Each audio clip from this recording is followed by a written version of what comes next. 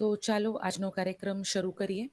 ફરી એકવાર સર્વેનું સ્વાગત કરું છું અને આપણા એક્સપેરિમેન્ટલ સ્કૂલના પ્રિન્સિપાલ શ્રી અને સુપરવાઇઝર શ્રી, ખાસ કરીને વૈશાલીબેન, જેઓ મારી સાથે કોર્ડિનેટ કરીને આ કાર્યક્રમ આયોજન કરવામાં ખૂબ મદદરૂપ થયા છે, તેમનો અમે દિલથી આભાર માનીએ છીએ.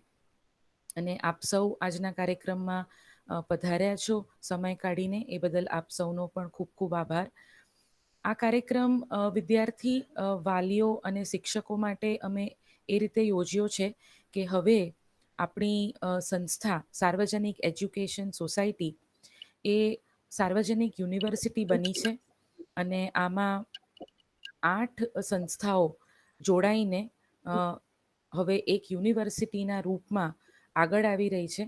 તો અમે તમારી સમક્ષ આ 8માંથી એક સંસ્થા Shri Ramakrishna applied sciences and computer એજ્યુકેશનમાં કયા કયા કોર્सेस ઓફર કરવામાં આવે છે અને તમે આગળ 12મું સાયન્સ પૂરું કરો તો એના પછી તમને કયા કયા ઓપ્શન્સ ખુલ્લા છે, કયા વિષયો તમે લઈ શકો અને એનાથી તમે એક સફળ કારકિર્દી ઘડી શકો, તો એના માટે થઈને આ કાર્યક્રમનું આજે આયોજન કરવામાં આવ્યું છે. આશા રાખું છું તમને આ કાર્યક્રમ ખૂબ લાભદાયી નીવડશે. તમારા જે પણ પ્રશ્નો હોય એ પ્રશ્નો પણ અમે આ કાર્યક્રમના અંતમાં આવરી લઈશું.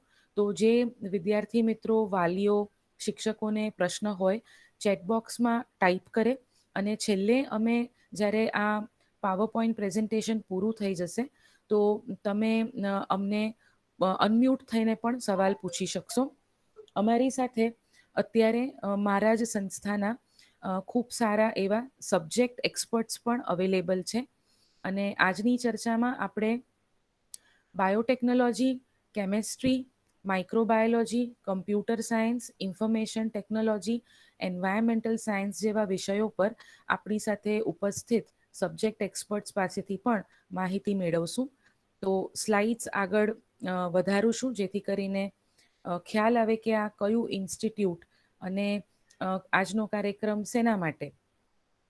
તો કેરિયર ગાઈડન્સની જરૂર કેમ પડી જાય છે? કેરિયર ગાઈડન્સની જરૂર એટલે પડી જાય છે કારણ કે જો સફળ કારકિર્દી બનાવવી હોય તો સ્ટ્રેટેજી હોવી જરૂરી છે અને સ્ટ્રેટેજી માટે યોગ્ય ડાયરેક્શન મળવું જરૂરી છે. કન્ફ્યુઝન નહીં કરતા ક્લેરિટી હોય તો વધારે ખ્યાલ આવે કે કેરિયર કેવી રીતે બનાવી શકાય. ખાસ કરીને જો એના માટે સચોટ માહિતી હોય તો આપણે આપણા સબ્જેક્ટ્સ અને આપણા કારકિર્દીમાં આગળ કેવી રીતે વધવું, તો એની વધારે ક્લેરિટી અને ડાયરેક્શન મેળવી શકીએ. તો આજે અમે તમને અપ્લાઇડ સાયન્સીસના વિવિધ વિષયો વિશે માહિતી આપશું અને જે કોર્सेस અવેલેબલ છે એની પણ માહિતી આપશું. સાથે તમે જોઈ શકશો કે આ કોર્सेस અને આ જે વિષયો છે એ વિષયો લગતું તમારી સ્ટ્રેન્થ અને તમારી વીકનેસ શું અને એને તમે કેવી રીતે ઉપયોગ કરીને કારકિર્દી ઘડી શકો. તમારા કોઈ ગમતા વિષયો હશે, કોઈ નહીં ગમતા વિષયો હશે, તો એ કેવી રીતે અલગ અલગ સબ્જેક્ટમાં આવે છે, નથી આવતા અને એના ચયનથી તમે કેવી રીતે સારું કેરિયર બનાવી શકો એની આજે આપણે ચર્ચા કરશું. તો અમારી સંસ્થા અપ્લાઇડ સાયન્સીસની સંસ્થા છે, એટલે કે અહીંયા જે પણ સાયન્સના વિષયો છે, મૂળભૂત વિષયો, એ ક્લાસિકલ જે સાયન્સના વિષયો છે એને કેવી રીતે ટેકનોલોજી સાથે ભેગા કરીને એને પ્રેક્ટિકલ નોલેજ આપણે કેવી રીતે ડે ટુ ડે લાઈફમાં વાપરી શકીએ, તો એવા વિષયો ભણાવવામાં આવે છે અને એના વિશે તમને એક્સપર્ટ નોલેજ આપીને તમને તમારી કારકિર્દી ઘડવામાં અમે અનુરૂપ થઈએ છીએ. તો આ જે સંસ્થા છે રામકૃષ્ણ અપ્લાઇડ સાયન્સીસ, આ બહુ જ જૂની અને જાણીતી અને ખાસ કરીને એજ્યુકેશન સેક્ટરમાં ક્વોલિટી એજ્યુકેશન આપવા માટેની એક સ્વનિર્ભર સંસ્થા સાર્વજનિક એજ્યુકેશન સોસાયટીના મેનેજમેન્ટ હેઠળ ચાલી આવી રહી છે છેલ્લા 20 વર્ષથી. હવે આ સંસ્થા સાર્વજનિક યુનિવર્સિટી હેઠળની એક સંસ્થા છે.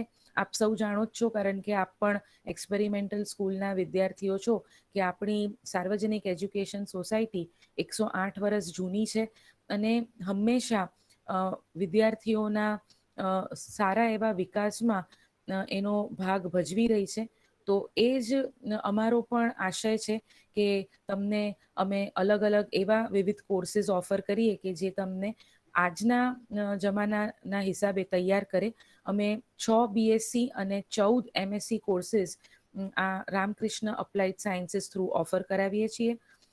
કયા કયા વિષયો છે અને કેમ છે એ આપણે વધુ આગળની સ્લાઇડ્સમાં જોશું. પણ રામકૃષ્ણનો જ ચયન કેમ કરવો જોઈએ?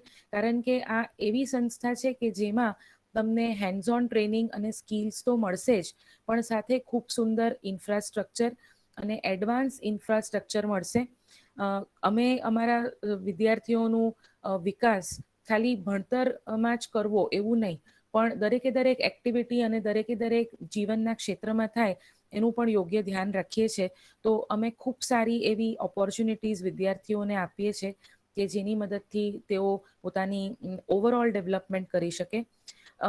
અમારી પાસે બધા જ શિક્ષકો એ યુજીસી નેટ ક્લિયર ક્યાં તો પીએચડી કક્ષાના છે.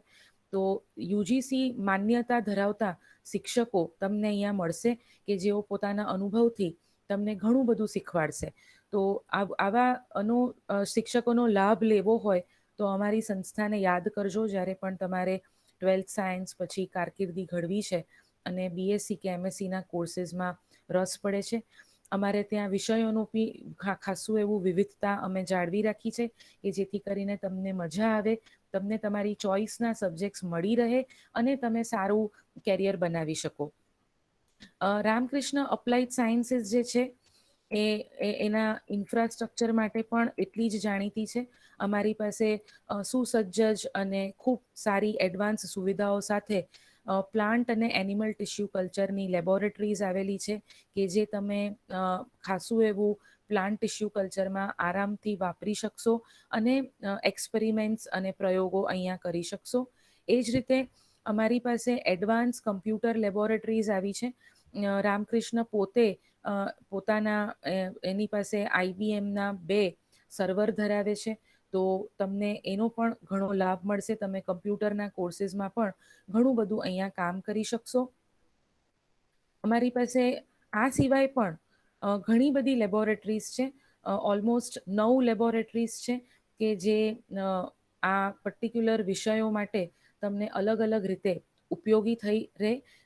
માઇક્રોબાયોલોજીના વિષયમાં બાયોટેકનોલોજી, કેમેસ્ટ્રી, ફિઝિક્સ અને એન્વાયરમેન્ટલ સાયન્સ જેવા વિષયો માટે અમારી પાસે અલગ અલગ 9 વિવિધ પ્રકારની સ્ટુડન્ટ્સને કામ લાગે એવી અમારી પાસે લેબોરેટરીઝ, પ્રયોગશાળાઓ આવેલી છે.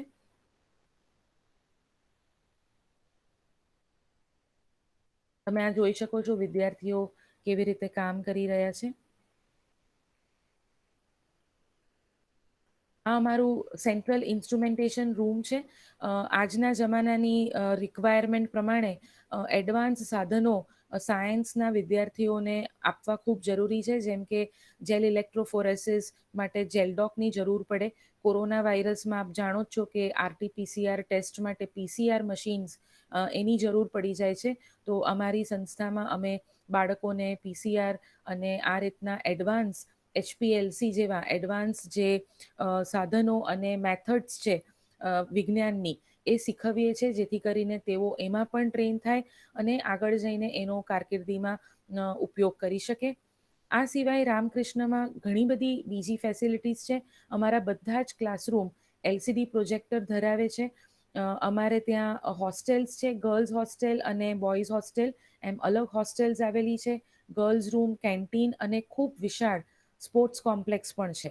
તો આટલું મોટું વિશાળ સ્પોર્ટ્સ કોમ્પ્લેક્સ સુરતના નો મેઇન સેન્ટર સિટીમાં મળવું ખૂબ અઘરું છે. પણ અમારે ત્યાં આ સેન્ટર છે અને આનો સ્કૂલ્સથી લઈને કોલેજીસ ઉપયોગ કરવા માટે અમને ઘણીવાર પૂછે છે. તો તમે આનો લાભ લઈ શકશો. તમને સ્પોર્ટ્સની એક્ટિવિટીઝમાં પણ ઘણું બધું અહીંયા આગળ અચીવ કરવાનું મળશે. આ હોસ્ટેલ્સ અને ક્લાસરૂમ વ્યવસ્થા છે. અને રામકૃષ્ણ કેમ સિલેક્ટ કરવી જોઈએ, એમાં કેમ આપણે પ્રવેશ લેવો જોઈએ, તો એનું એ કારણ છે કે ફક્ત બીએસસી અને એમએસસીના જ કોર્સીસ નહીં, અમે પીજી ડિપ્લોમા અને પીએચડી સુધીની ડિગ્રીના બધા જ કોર્સીસ ઓફર કરાવીએ છીએ. તો આનાથી ઘણો જ લાભ તમે લઈ શકશો. થોડા વિદ્યાર્થીઓ એન્ટર થવા માંગે છે, તો એમને એન્ટર કરી લઉં.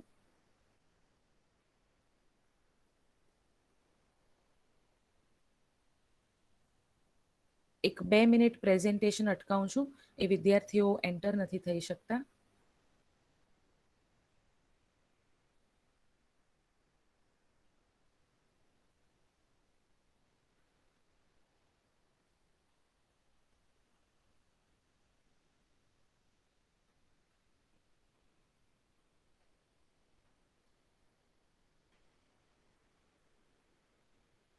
ઓકે, તો હવે આગળ જઈએ.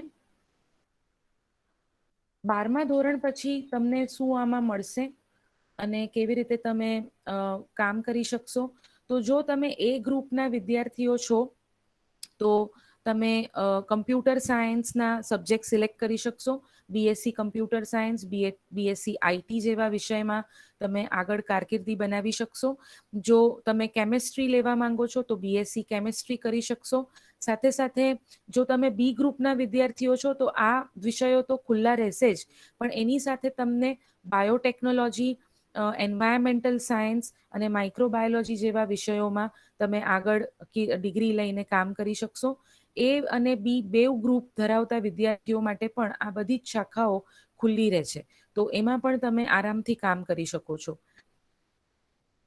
આ વિવિધ પ્રકારના અમારા કોર્સિસ છે. લગભગ 20 કોર્સિસ છે જે અમારે ત્યાંથી તમને ઓફર કરવામાં આવે છે. આના પછી પણ તમે પીએચડી સુધી આ સંસ્થામાં કામ કરી શકશો અને આગળ પોતાનું કેરિયર ધપાવી શકશો.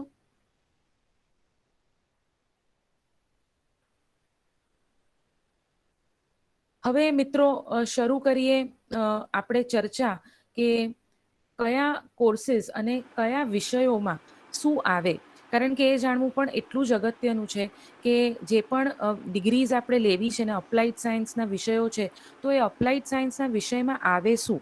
તો આપણે આપણા સાથે જે ઉપસ્થિત તજજ્ઞો છે વિષયવાર, એ આપણને માહિતી આપશે કે અમારે ત્યાં ઉપલબ્ધ બાયોટેકનોલોજી, માઇક્રોબાયોલોજી આવા જે વિષયો છે, તો એ વિષયો એકચ્યુઅલી શું હોય, એ વિષયોમાં કયા કયા સબ્જેક્ટ્સ આવે ભણવાના, એમાં કારકિર્દી કેવી રીતે ઘડી શકાય, આગળ તમને જોબ ઓપોર્ચ્યુનિટી શું છે. તો આ રીતની ચર્ચા આપણે હવે શરૂ કરીએ છીએ. તો સૌ પ્રથમ હું દતાશાબેન કંથારિયાને વિનંતી કરીશ કે તેઓ આપણને બાયોટેકનોલોજી વિષય લગતી માહિતી પ્રોવાઈડ કરે, પૂરી પાડે અને જણાવે કે બાયોટેકનોલોજીમાં કયા પ્રકારના કોર્સિસ અવેલેબલ છે, એમાં કયા સબ્જેક્ટ્સ આવે અને આગળ આપણે એમાં ફ્યુચર કેરિયર કેવી રીતે સક્સેસફુલી બનાવી શકીએ. તો દતાશાબેન, આપનું સ્વાગત છે. Please continue. જી નેહલ મેડમ. તો સર્વે શિક્ષણગણ, પેરેન્ટ્સ અને વિદ્યાર્થી મિત્રો, સુપ્રભાત, ગુડ મોર્નિંગ.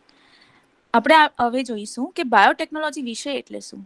જેમ તમે આ સ્લાઇડમાં જોઈ શકો છો કે એ એક ટેકનોલોજી અને જીવ વિજ્ઞાનને ભેગું કરીને આવા જે સબ્જેક્ટ તમે કવર કરો છો તે છે બાયોટેકનોલોજી. એમાં તમે ડીએનએ એટલે કે જીવનું જે બેઝિક તમે મોલિક્યુલ કહી શકો, તે ડીએનએ સાથે તમે એપ્લિકેશન્સ કેવી રીતે કરી શકશો, તે છે બાયોટેકનોલોજી. તો ચાલો જોઈએ કે એક્ઝેક્ટલી બાયોટેકનોલોજી શું છે. મેડમ નેક્સ્ટ સ્લાઇડ કરશો પ્લીઝ. હા હા, એક જ મિનિટ.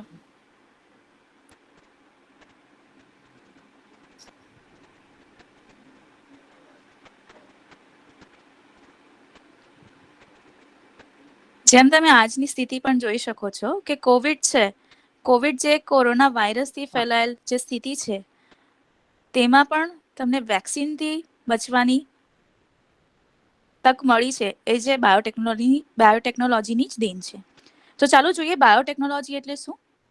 જેમ મેં કહ્યું તેમ આ એક મલ્ટી ડિસિપ્લિનરી સબ્જેક્ટ છે, એટલે કે વિવિધ અલગ અલગ સબ્જેક્ટ, અલગ અલગ ડિસિપ્લિનને ભેગા કરીને, સમજીને અને આવરી લઈ તમે કઈ રીતે તમારા પોતાના અને સોસાયટી માટે ઉપયોગમાં લઈ શકો છો.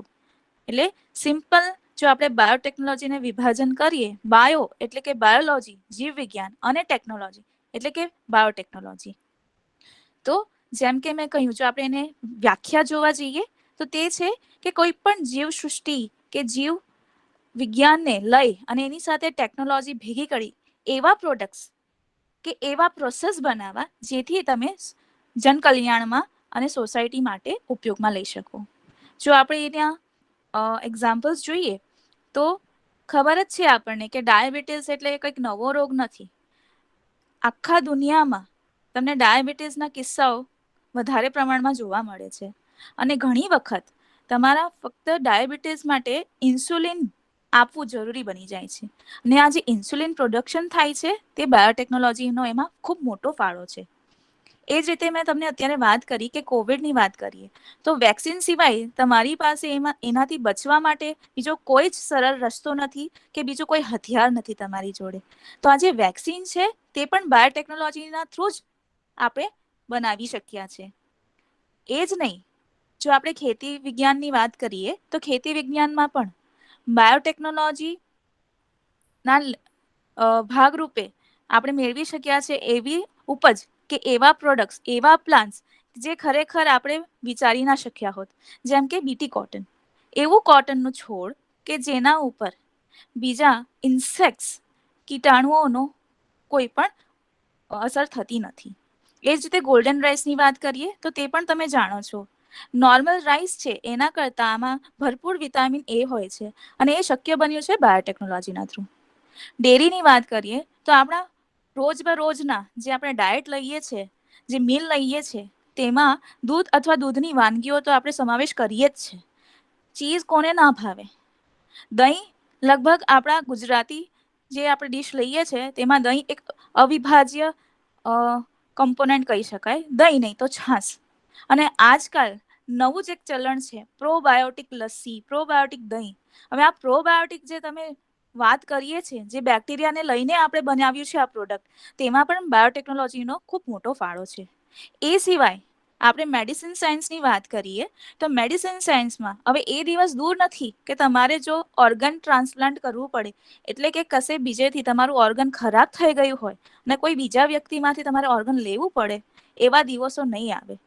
તમે લેબોરેટરીમાં જ ઓર્ગન વિકસાવી અને એને ટ્રાન્સપ્લાન્ટ કરી શકશો, એ દિવસ દૂર નથી. અને એ પણ બાયોટેકનોલોજીના થ્રુ જ શક્ય બન્યું છે. આઈવીએફની વાત કરીએ, તમને ખબર છે આપણા સુરતમાં જ ઘણા આઈવીએફ સેન્ટર્સ હવે નીકળ્યા છે, ઊભા થયા છે. અને આઈવીએફ સેન્ટર્સ નિસંતાન પણ દૂર કરવામાં સૌથી મોટો ભાગ ભજવી રહ્યા છે. એ પણ બાયોટેકનોલોજીની જ દેન છે. હવે જોઈએ કે આ બીએસસી બાયોટેકનોલોજી કોર્સ એ શું છે જે અમારી સંસ્થામાં ચાલે છે. આ કોર્સ 6 સેમેસ્ટરમાં તમારે પૂરો કરવાનો છે. એ 6 સેમેસ્ટર દરમિયાન તમે 3 વર્ષમાં જે કોર્સ પૂરો કરશો એ દરમિયાન તમને નોલેજ મળશે કોષ વિદ્યા, એટલે સેલ લેવલ સુધીથી લઈને તમારા કોષ સુધી, એક જીવ જેનું કોષ છે એ કોષ સુધી તમારા પ્રોસેસીસ કેમ ચાલે છે, મોલિક્યુલ્સ કઈ રીતે કામ કરે છે. અને જેમ મેં આગળ પણ કહ્યું, ઇન્ટરડિસિપ્લિનરી છે. એટલે એવું નહીં કે તમે ખાલી એક સબ્જેક્ટ લીધો અને એનાથી કામ આગળ વધી ગયું. બધા જ સબ્જેક્ટને ભેગા થઈ, બધા જ બાયોલોજીકલ સાયન્સના સબ્જેક્ટને ભેગા કરી અને એનાથી રિસર્ચ કેવી રીતે કરી શકાય, આગળ કેવી કારકિર્દી બનાવી શકાય, તે તમને તૈયાર કરવામાં આવશે. જો આપણે સબ્જેક્ટ્સ જોઈએ તો આ કોર્સ દરમિયાન તમે ભણી શકશો એનિમલ અને plant cell culture, animal biotechnology, plant biotechnology. એટલે આ એ જ છે જે તમે ખેતી વિજ્ઞાન કે તમે જે મેડિસિનની વાત કરી, એ મેડિસિનમાં કઈ રીતે ઉપયોગમાં લેશો તે પહેલા તમારે શીખવું પડશે કે તમે કઈ રીતે એને શું છે એ, બરાબર છે. એટલે તમારે જો કોષ સાથે કંઈક પણ કરવું હોય, એને ઉપયોગમાં લેવો હોય તો તમારે એના કંટ્રોલ શીખવા જ પડે. અને એ કંટ્રોલ્સ એકવાર તમે જાણી લેશો કે કઈ રીતે નેચર કામ કરે છે, તો એ કંટ્રોલ્સને તમે તમારી રીતે વળાવી અને તમારી રીતે ઉપયોગમાં લઈ શકશો. એ જ રીતે બાયોકેમિસ્ટ્રી ભણશો, સેલ બાયોલોજી ભણશો. મેં જેમ કહ્યું, કોષ સુધીની વિદ્યા તમને જાણવી પડશે અને તેથી જ તમારી આગળ તમે એને એપ્લિકેશનમાં યુઝ કરી શકશો. જો તમારા રોગની વાત કરીએ, ઘણા એવા રોગો છે કે જે આપણે કહી શકીએ કે ઇનહેરિટ થાય છે, એટલે કે વંશીય પ્રકૃતિ ધરાવે છે. જો તમારા પેરેન્ટ્સને હશે તો તમને કદાચ આવ્યું હોય, ના આવ્યું હોય, અથવા તમે તમારા પેરેન્ટ્સ જેવા કેમ દેખાવ છો, તમે તમારા દાદા દાદી જેવા કેમ દેખાવ છો, એ વિશેની માહિતી તમે સમજી શકશો સાયટોજેનેટિક્સ અને જેનેટિક્સમાં. એ જ રીતે કેમ કોઈ રોગ તમારા પર જલ્દીથી અસર નથી કરતો, કઈ રીતે તમે એનાથી બચી શકો છો, શું તમારે દવા લેવી જરૂરી જ છે કે નહીં, એ બધી જ વસ્તુ તમને ઇમ્યુનોલોજીમાં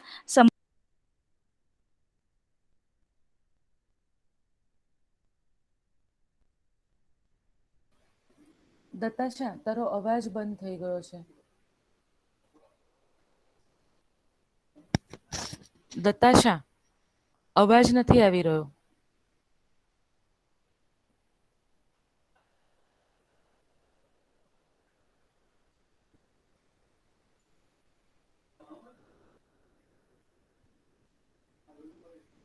દત્તાશા, હલો, તારો અવાજ નથી આવી રહ્યો. હા, અવાજ, તારો અવાજ, we can't here you.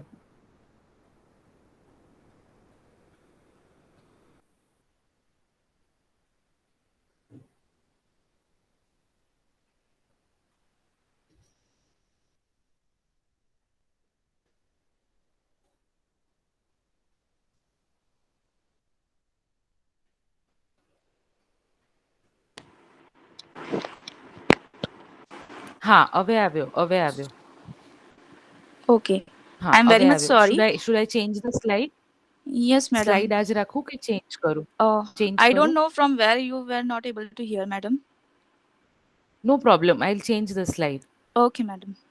Right. હા. So તમે બાયોટેકનોલોજી કોર્સ જો પૂરો કર્યો, બીએસસી બાયોટેકનોલોજી કોર્સ પછી તમે શું કરી શકો? તો એક તમે છે ચોઇસ જે તમે એમએસસી બાયોટેકનોલોજી કરી શકો છો, એમએસસી જીનેટિક્સમાં પણ જઈ શકો છો, અથવા એમએસસી મેડિકલ બાયોટેકનોલોજી કરી શકો છો, અને ત્યાર પછી રિસર્ચમાં ધપાવી શકો છો. અને તમારે જો ટીચર બનવું હોય તો તમે એકેડેમિક્સમાં જવા માંગો છો તો તમે સ્કૂલમાં અથવા તમે કોલેજમાં પણ આગળ તમારી કારકિર્દી બનાવી શકો છો. એ સિવાય જો આપણે વાત કરીએ તો તમે ખેતી વિજ્ઞાન કે ઇન્ડસ્ટ્રી, ડ્રગ અને ફાર્માસ્યુટિકલ રિસર્ચ જે છે તેમાં તમે આગળ કારકિર્દી બનાવી શકો છો. આજે જે તમારે યુગ છે, આ જમાનામાં ફક્ત દવા એટલે તમારે જે ટેબ્લેટ્સ આવે છે એ નહીં, પણ તમે જોઈ શકો છો કે ઘણી બધી એવી પ્રોડક્ટ્સ બની છે કે જે ન્યુટ્રાસ્યુટિકલ્સ છે. એવી પ્રોડક્ટ્સ કે જે તમને ન્યુટ્રિશનની સાથે સાથે તમને રોગ પ્રતિકારક શક્તિ પણ વધારે છે, અને એ જ રીતે તમારા પ્રોડક્ટ્સ બનાવવામાં તમે કારકિર્દી ઘડી શકો છો. એન્વાયરમેન્ટ, તમે જોઈ શકો છો કે એન્વાયરમેન્ટમાં પોલ્યુશન તો લગભગ એવી કોઈ જગ્યા નથી પૃથ્વી પર કે જ્યાં એન્વાયરમેન્ટમાં પોલ્યુશન નથી. તો તમે એ કઈ રીતે કંટ્રોલ કરી શકો છો, કઈ રીતે એને મેનેજ કરી શકો છો, તો ત્યાં પણ તમે કારકિર્દી બનાવી શકો છો. ફૂડ અને ડેરી સાયન્સીસમાં જે મેં વાત કરી, તમે અલગ અલગ ફૂડ પ્રોડક્ટ્સ, અલગ અલગ મિલ્ક પ્રોડક્ટ્સ જે છે તે નવા પ્રોડક્ટ્સ, નવા સારા ક્વોલિટીના પ્રોડક્ટ્સ બનાવી શકો છો, અથવા ફોરેન્સિક લેબ્સમાં જઈ શકો છો. જેમ કે આગળ વાત કરી કે રોગ એવા કે જે વંશીય છે, તો તેના માટેની તમારી પાસે જેનેટિક ડાયગ્નોસ્ટિક લેબોરેટરીઝ છે, તો તેમાં તમે જઈ શકો છો, અથવા ઇન્ડસ્ટ્રીઝના રિસર્ચ પ્રોસેસ ડેવલપમેન્ટમાં જઈ શકો છો, અથવા ક્વોલિટી કંટ્રોલમાં જઈ શકો છો. તો જેમ તમે જોયું, બાયોટેકનોલોજીમાં તમે અલગ અલગ બધે જ ફિલ્ડમાં કારકિર્દી ઘડી શકો છો. સો આભાર. જો તમારા કોઈ પણ પ્રશ્ન હશે તો હું પાછળથી આપણે લોકો ડિસ્કસ કરી શકીએ છીએ. આભાર. Thank you Dattasha madam. તો વિદ્યાર્થીઓ, હવે આપણે બીજો વિષય પકડીએ છીએ અને એ છે કેમેસ્ટ્રી. તો કેમેસ્ટ્રીના એક્સપર્ટ આપણી સાથે ઉપસ્થિત છે ડૉક્ટર તોરલબેન દેસાઈ. તેઓ આપણને માહિતી આપશે કે કેમેસ્ટ્રી વિષય સાથે આપણે કેવી રીતે આગળ કારકિર્દી બનાવી શકીએ. તોરલ મેડમ.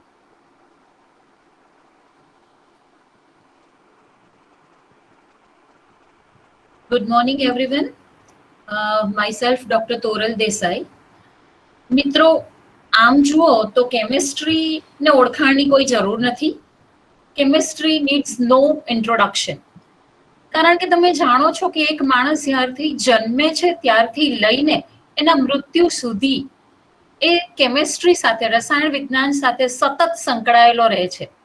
તમે સવારે ઉઠો છો, ટૂથબ્રશ કે ટૂથપેસ્ટ હાથમાં લો છો ત્યારથી રાત્રે સૂતી વખતે મચ્છરને ભગાવવા માટે જે ગુડ નાઇટ સળગાવો છો, એ બધું જ ક્યાંક ને ક્યાંક કેમિસ્ટ્રીની જ દેન છે. whenever you go and will learn any science, તમે ક્યાંય જશો અને કોઈ પણ વિજ્ઞાન ભણશો, કેમિસ્ટ્રી વગર તમને નહીં ચાલે. ફાર્માસ્યુટિકલ પ્રોડક્શન હોય, વેક્સિન પ્રોડક્શન હોય, દવા બનાવવાની હોય, સુગર ફેક્ટરી હોય, ડાઇંગ ઇન્ડસ્ટ્રી હોય, ટેક્સટાઇલ ઇન્ડસ્ટ્રી હોય, ક્યાંય હોય, કેમિસ્ટ્રી વગર આપણું કામ ચાલી શકે એમ નથી. તો મેં તમને કહ્યું એમ, કેમિસ્ટ્રીને કોઈ ઓળખાણની જરૂર નથી. અને તમે જાણો છો કે એટલા માટે જ 12મા ધોરણમાં પણ કેમેસ્ટ્રી એક ફરજિયાત વિષય તરીકે જ રાખવામાં આવેલ છે. તો બીએસસી કેમેસ્ટ્રી કરવા પાછળનો હેતુ એ શું છે અને તમે બીએસસી કેમેસ્ટ્રી કરો તો તમારે કયા વિષયો ભણવાના એની આપણે આજે વાત કરીએ. એ પહેલા તમને જણાવી દઉં કે 12 સાયન્સમાં એ ગ્રુપ, બી ગ્રુપ કે એ બી ગ્રુપ ધરાવનાર દરેક વિદ્યાર્થી બીએસસી કેમેસ્ટ્રી માટેની લાયકાત ધરાવે છે. તમે જ્યારે પણ બીએસસી કેમેસ્ટ્રી કરો છો ત્યારે તમારે કેમેસ્ટ્રીના વિષયો સાથે આગળ વધવાનું રહે છે.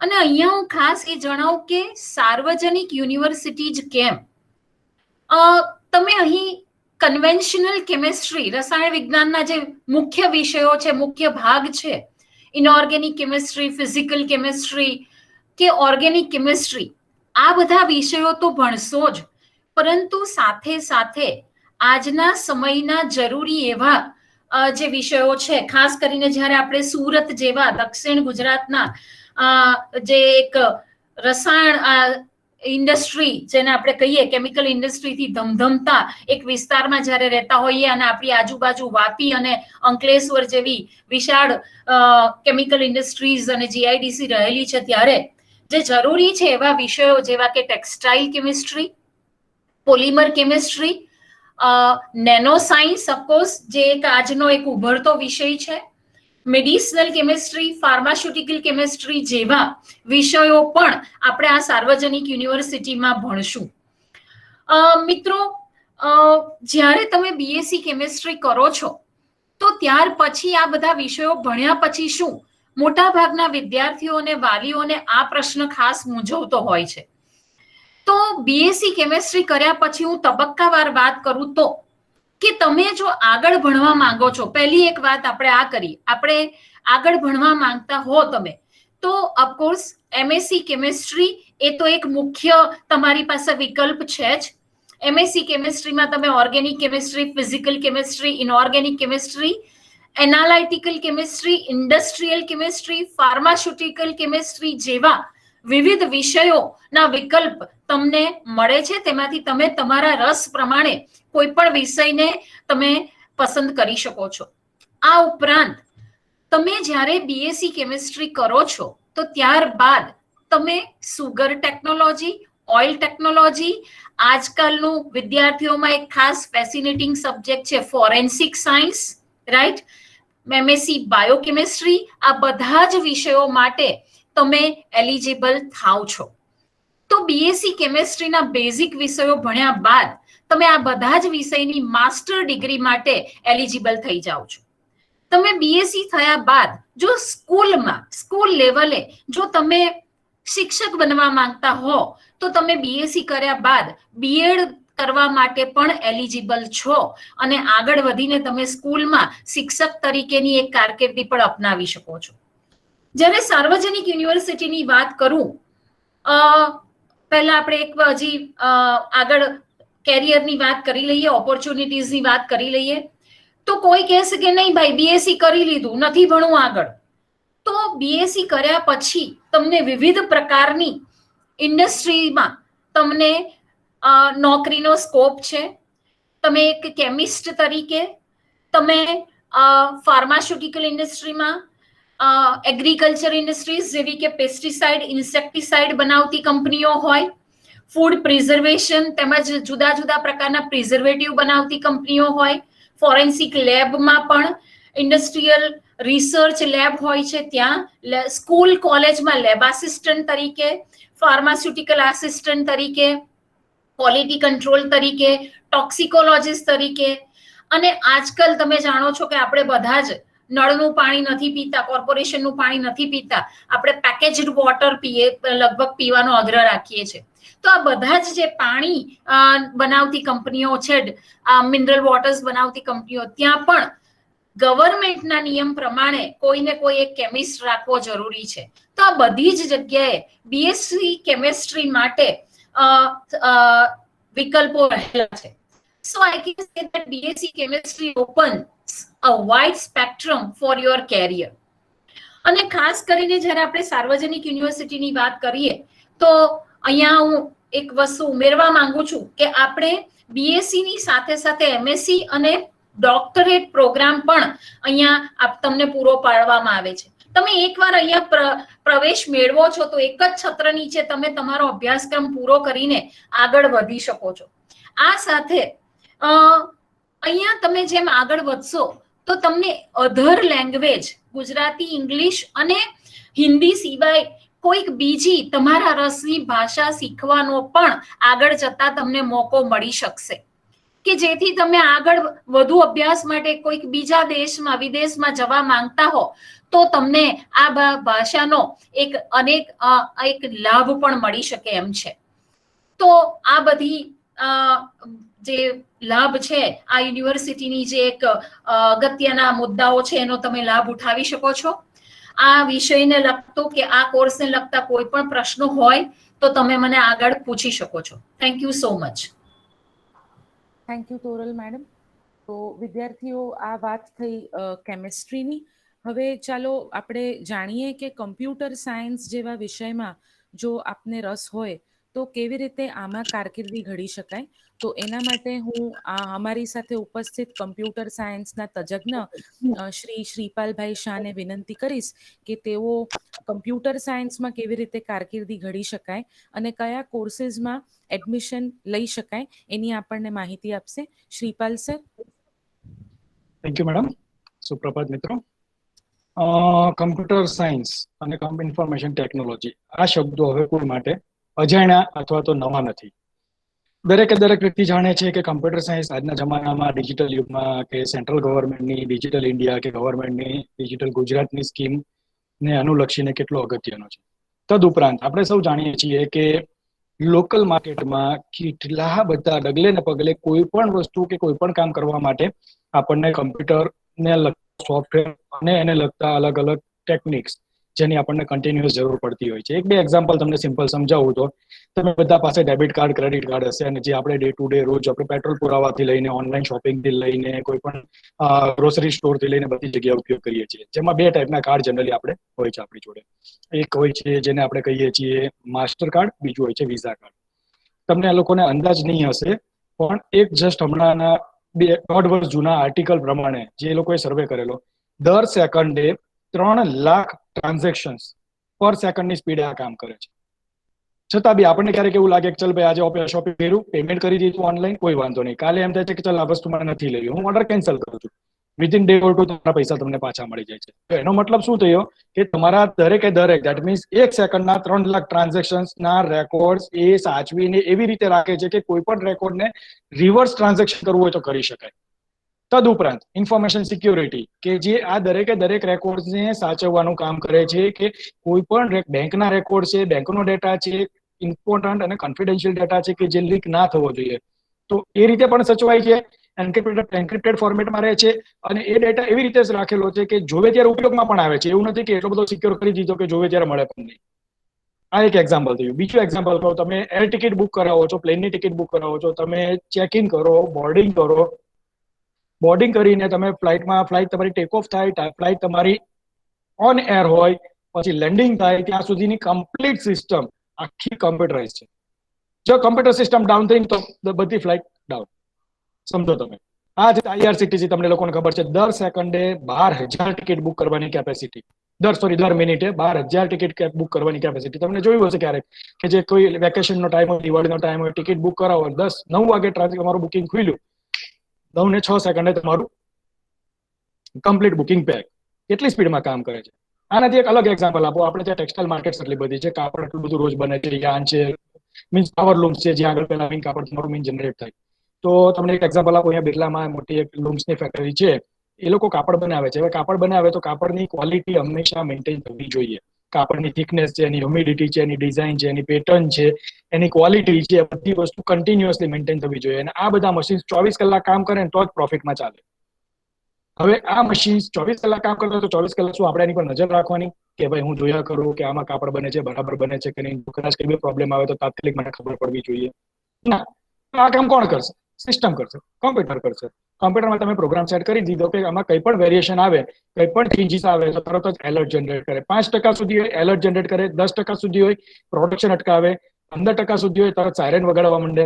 બરાબર? એટલે એનો મતલબ શું થયો કે લાઈક તમે શાંતિથી આરામ કરો, તમારા વતી મશીન અને કમ્પ્યુટર તમારું કામ કરે છે.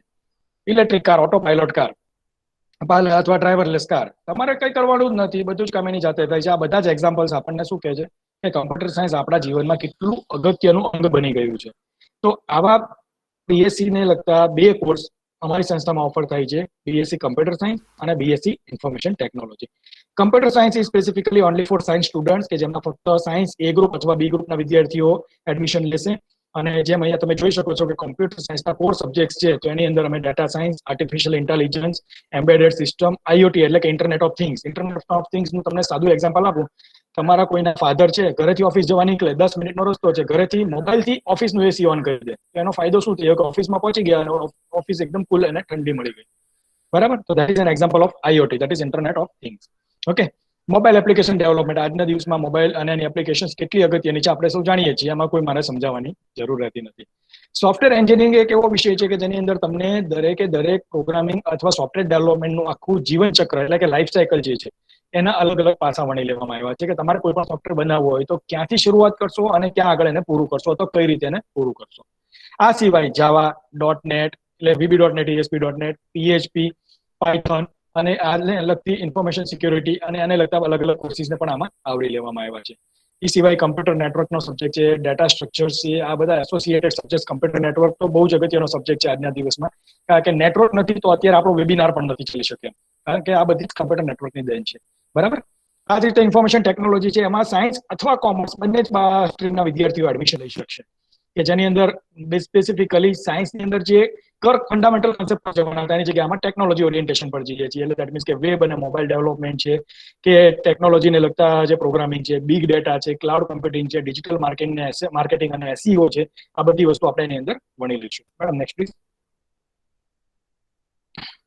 તો આ કોર્સિસ કર્યા પછી બધાના પેરેન્ટ્સને એક મનમાં એવી છે કે મારો છોકરો ભણી ગણીને સારો પગાર લાવતો થાય અથવા તો સારું અર્નિંગ કરતો થાય, તો તમારું ફ્યુચર શું છે એ અહીંયા આગળ તમને હું સમજાવવા માંગીશ. કે બીએસસી કમ્પ્યુટર અથવા બીએસસી આઈટી કર્યા પછી મોટાભાગના સ્ટુડન્ટ જનરલી માસ્ટર્સ કરતા હોય છે, જો પોસિબિલિટી હોય અથવા તો અનુકૂળતા હોય તો, કારણ કે એમાં બંને બાજુ ટાઈમ અને બધી અનુકૂળતા જોવી પડે. તો જો માસ્ટર્સ ડિગ્રી કરો તો એ પણ કોર્સિસ અહીંયા અવેલેબલ છે. 3 જાતના સ્પેશિયલાઇઝેશન અવેલેબલ છે કે જે તમે બીએસસી કરશો પછી તમારું વિઝન ખુલી જશે કે ભાઈ હવે મારે આગળ આમાં શું કામ કરવું જોઈએ, અથવા હવે મને કઈ લાઈનમાં આગળ વધવું છે. મને સાયબર સિક્યોરિટીમાં મારી કેરિયર બનાવવી છે, કે મારે સોફ્ટવેર ટેસ્ટિંગ અને એમાં ક્વોલિટી એશ્યોરન્સમાં મારી કેરિયર બનાવવી છે, કે મારે સોફ્ટવેર ડેવલપમેન્ટમાં મારી કેરિયર લેવી છે, મારે ગેમ ડેવલપમેન્ટમાં મારી કેરિયર બનાવી છે. ગેમ આજે તમને ખબર છે કે બધા જ ગેમ્સનો કેટલો ઉપયોગ કરતા થઈ ગયા છે. બરાબર? અથવા તો મારે સપોઝ ટીચિંગ અને એજ્યુકેશન લાઈનમાં મારે પ્રોફેસર અથવા તો મારે કમ્પ્યુટર ટીચર બનીને મારી કેરિયર બનાવી છે, મારે કોઈ કન્સલ્ટન્સીમાં જવું છે. Everything can be possible. અથવા તો તમારે ખુદની પોતાની કંપની ખોલવી હોય. મને આ સંસ્થામાં 19 વર્ષ થયા અને 19 વર્ષમાં મારા ખ્યાલથી લગભગ 190 થી વધારે વિદ્યાર્થીઓ, અમારા જ વિદ્યાર્થીઓએ પોતપોતાની કંપની ખોલીને પોતાનું કામ સારામાં સારી રીતે કરી રહ્યા છે અને સારામાં સારું ટર્નઓવર લોકલ સુરત લેવલે અથવા તો બહાર જઈને પણ કરી રહ્યા છે.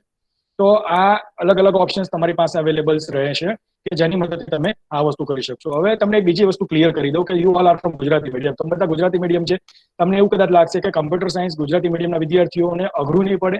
ના, જરાય નહીં. બરાબર? કારણ કે કમ્પ્યુટર સાયન્સ જે છે એ એવો વિષય છે કે કોઈ પણ મીડિયમના વિદ્યાર્થીઓ, ગુજરાતી, હિન્દી કે અંગ્રેજી મીડિયમના કોઈ પણ વિદ્યાર્થીઓ ઇઝીલી ભણી શકે, ઇઝીલી કરી શકે.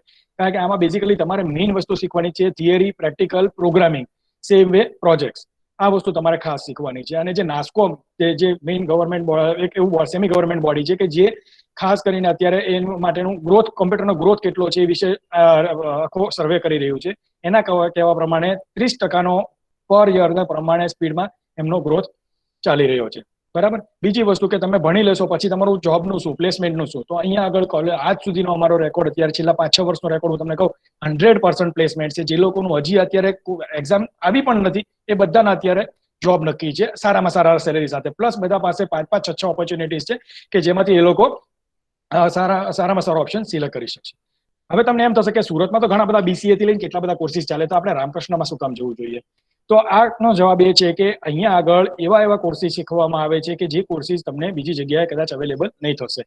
કારણ કે એ કોર્સિસ જે છે, બીજા કોર્સિસ છે, એ સેન્ટ્રલી યુનિવર્સિટી દ્વારા ડિઝાઇન થયેલા છે. આ પ્રાઇવેટ યુનિવર્સિટી છે, કસ્ટમ ટેલર મેડ કોર્સ અહીંયા બનેલો છે, અને જે કોર્સની મદદથી તમે આ વસ્તુ કરી શકશો.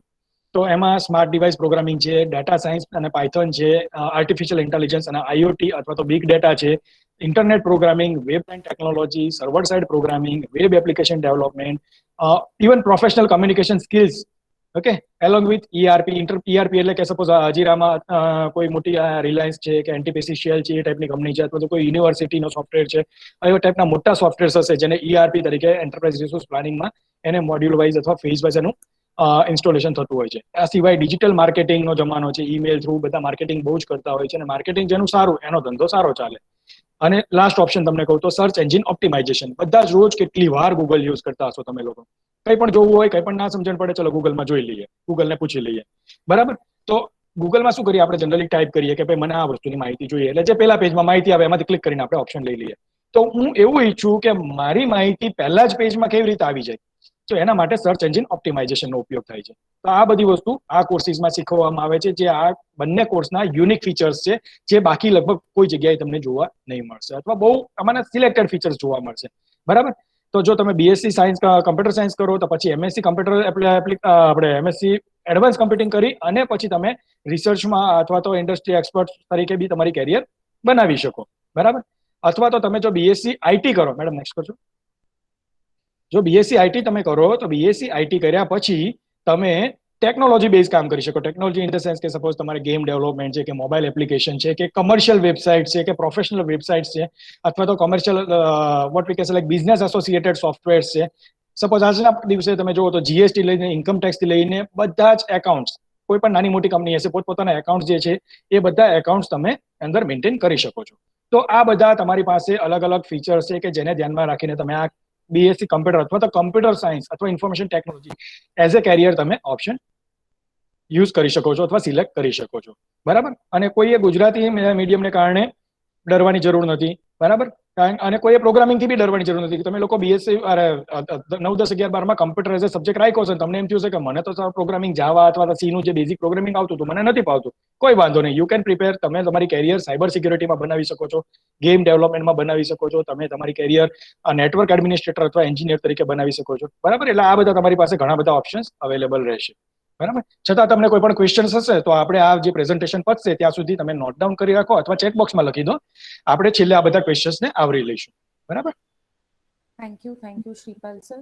તો હવે મિત્રો આપણે આગળ વધીએ, અને જે ખૂબ જ પોપ્યુલર સબ્જેક્ટ છે અને હાલ બધા જ પર્યાવરણ માટે ચિંતિત છે, તો જે વિદ્યાર્થીઓને પર્યાવરણમાં ખૂબ રસ છે, તો એ લોકો આમાં કેવી રીતે કારકિર્દી બનાવી શકે, તો એની આપણે હવે ચર્ચા કરશું. અને એના માટે હું આપણી સાથે ઉપસ્થિત એન્વાયરમેન્ટ સાયન્સના તજજ્ઞ ડૉક્ટર સ્નેહાબેન ત્રિવેદીને વિનંતી કરીશ કે તેઓ આપણને માહિતી આપે. Sneha madam. Yes, madam. Thank you. Good morning, everyone. Madam Environment એ થોડુંક લાઉડલી. શું છે મને હા, મોટેથી બોલું? અવાજ થોડોક મોટો. હા હા. હા, ઓકે ઓકે. પર્યાવરણ એ આપણા જીવનનો અભિન્ન ભાગ છે, આપણે સૌ જાણીએ જ છીએ. અને તમે સ્કૂલ ડેઝથી કદાચ આ સબ્જેક્ટ ભણ્યા હશો, environmental science related subject school level પર પણ આવે છે. તો આપણને ખબર છે કે કોઈ પણ જીવનું પૃથ્વી ઉપર એક્ઝિસ્ટન્સ પર્યાવરણ વગર પોસિબલ નથી. This is not a new subject for you. તમારા માટે આ નવો વિષય નથી.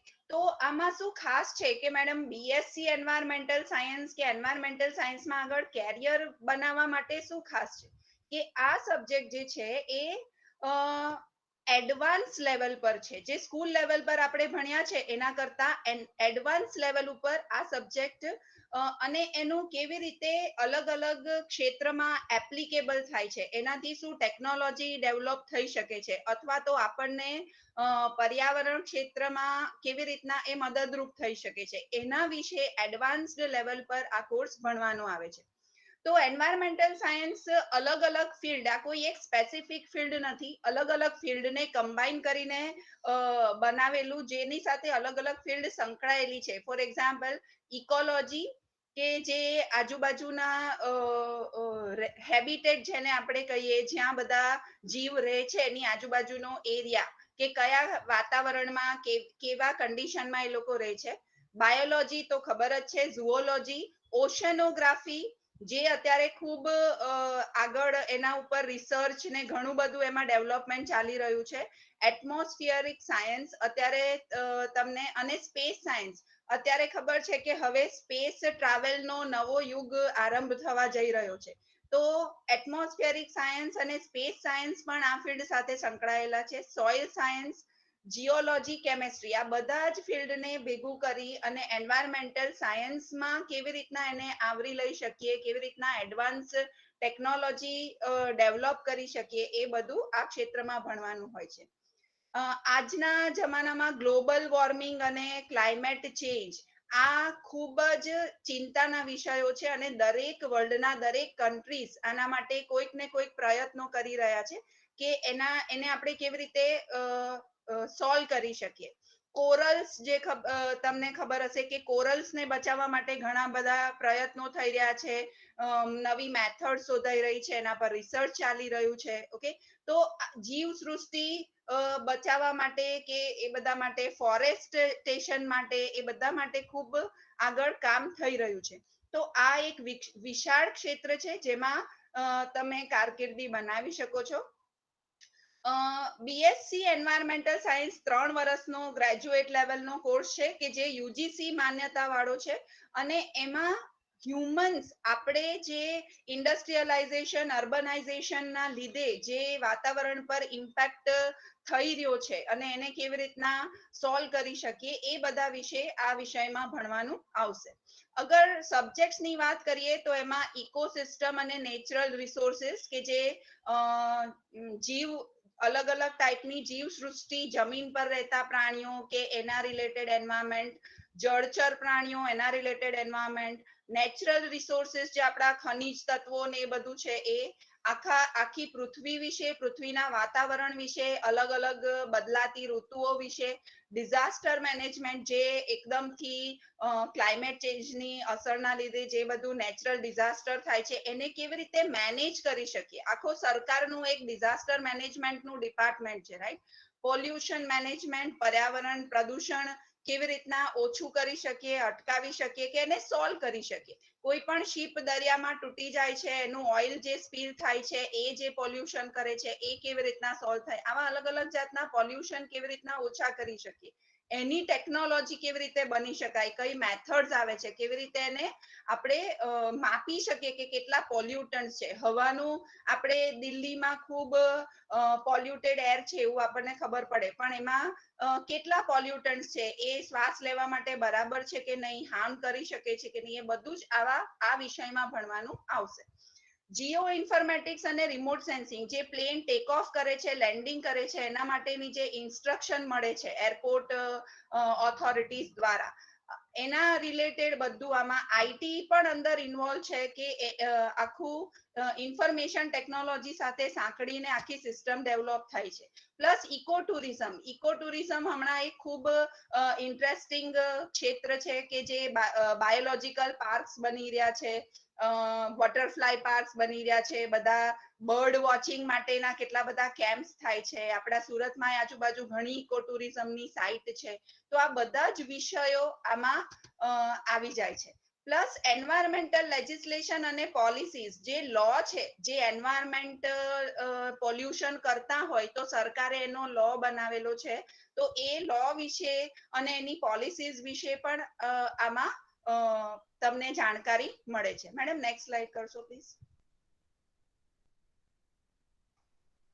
એન્વાયરમેન્ટલ સાયન્સ આપણને એવું થાય કે મેડમ આ તો બહુ સિમ્પલ, સ્કૂલથી ભણેલા છીએ ને આગળ શું સ્કોપ ને ઓપોર્ચ્યુનિટીઝ હોઈ શકે, કારણ કે એક વસ્તુ એ છે કે તમે ઘણા વખતથી આની સાથે તમે ભણતા આવ્યા છો અને થોડી ઘણી બેઝિક જાણકારી તો તમને હશે જ, પણ એડવાન્સ લેવલની જે જાણકારી મળશે એનાથી તમે ખૂબ આગળ અલગ અલગ ક્ષેત્રમાં તમારું કેરિયર બનાવી શકશો. તમે બીએસસી પછી આગળ ભણવું હોય તો એમએસસી કરી શકશો અને પીએચડી પણ કરી શકશો, જે તમને એન્વાયરમેન્ટલ સાયન્ટિસ્ટ બનાવી શકે છે આગળ જતા. અગર બીએસસી કરીને આગળ તમને જોબ ક્યાં લાગે એ જાણવું હોય તો પોલ્યુશન કંટ્રોલ અને મોનિટરિંગ લેબોરેટરીઝ છે, સરકારી પણ છે અને ઘણી બધી એવી પ્રાઇવેટ લેબોરેટરીઝ બી છે જે આની સાથે રિલેટેડ કામ કરતી હોય છે, એમાં કારકિર્દી બની શકે. ગવર્મેન્ટ સેક્ટરમાં બી તમે ઇવન બીએસસી એન્વાયરમેન્ટલ સાયન્સ કરીને યુપીએસસી જીપીએસસી બધી પરીક્ષાઓ આપી શકો છો. ફોરેસ્ટ ડિપાર્ટમેન્ટમાં, જીઓલોજીકલ ડિપાર્ટમેન્ટમાં, મેરીટાઈમ બોર્ડ, પછી પાણીનો જે સપ્લાય છે, સીવેજ સપ્લાય છે, અર્બન અને રૂરલ પ્લાનિંગ છે, ગવર્મેન્ટનું ટુરિઝમ ક્ષેત્ર છે, આ બધે જ તમે તમારી કારકિર્દી બનાવી શકો છો. પ્લસ ઝુઓલોજીકલ પાર્ક, બોટનિકલ ગાર્ડન્સ એ બધામાં કારકિર્દી બની શકે છે. એન્વાયરમેન્ટલ એનાલિસ્ટ બની શકો છો. અલગ અલગ જે વેધર ફોરકાસ્ટ ને એ બધું થતું હોય એ જે સંસ્થાઓ છે એમાં પણ તમે જોબ મેળવી શકો છો. વોટર ટ્રીટમેન્ટ પ્લાન્ટ્સ જે છે, પાણી ના જે મ્યુનિસિપલ વોટર ટ્રીટમેન્ટ પ્લાન્ટ્સ કે કોઈ પણ ઇન્ડસ્ટ્રીના પણ પોતાના ટ્રીટમેન્ટ પ્લાન્ટ્સ હોય છે. સોલિડ વેસ્ટ મેનેજમેન્ટ સાઇટ્સ અગર આપણે વાત કરીએ તો અમદાવાદમાં એક મોટો પીરાના કરીને ઢગલો છે કચરાનો, રાઈટ?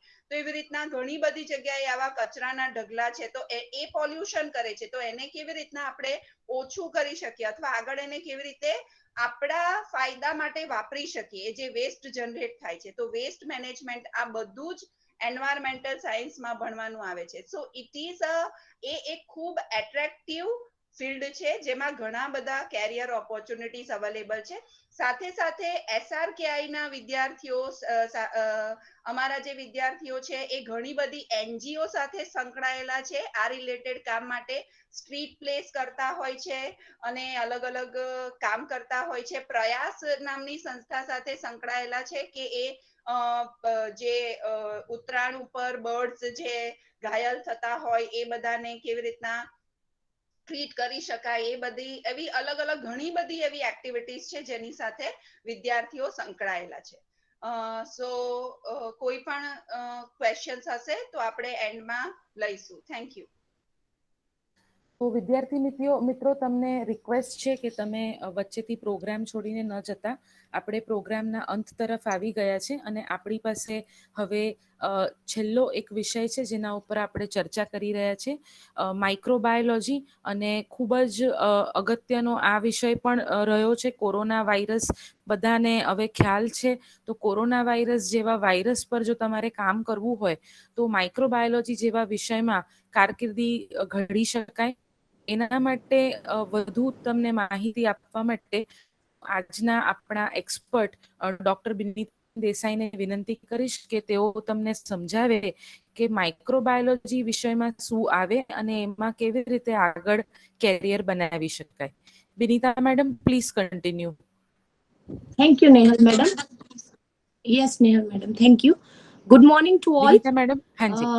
હા. હાજી. Okay. Let us start with a new subject. એક નવો સબ્જેક્ટ જોઈએ આજે, માઇક્રોબાયોલોજી. અત્યારે આ લેવલ પર તમને એમ થશે કે કેટલા બધા સબ્જેક્ટ આવી ગયા. 12th પછી હું કયો સબ્જેક્ટ સિલેક્ટ કરીશ? મારા મગજમાં આટલા બધા સબ્જેક્ટનું બહુ જ કન્ફ્યુઝન છે. Let me clear you what is microbiology. શું છે આ ફિલ્ડ? એક નોર્મલ લેમેન માણસ જ્યારે એવું કહે છે કે તમારા હાથ ગંદા છે, ધોઈ નાખો, આમાં જર્મ્સ હશે, તો આપણે બધા લેમેન માણસ એવું બોલીએ છીએ કે જર્મ્સ છે. In short, they are micro organisms. એટલે માઇક્રોબાયોલોજી એવો સબ્જેક્ટ છે જેમાં તમને સૂક્ષ્મ જીવાણુ એટલે કે અલગ અલગ જુદા જુદા કયા કયા ટાઈપ્સના માઇક્રો ઓર્ગેનિઝમ્સ આવે છે એનું આખું એક સબ્જેક્ટ છે, એનો આખો એક સ્ટડી છે.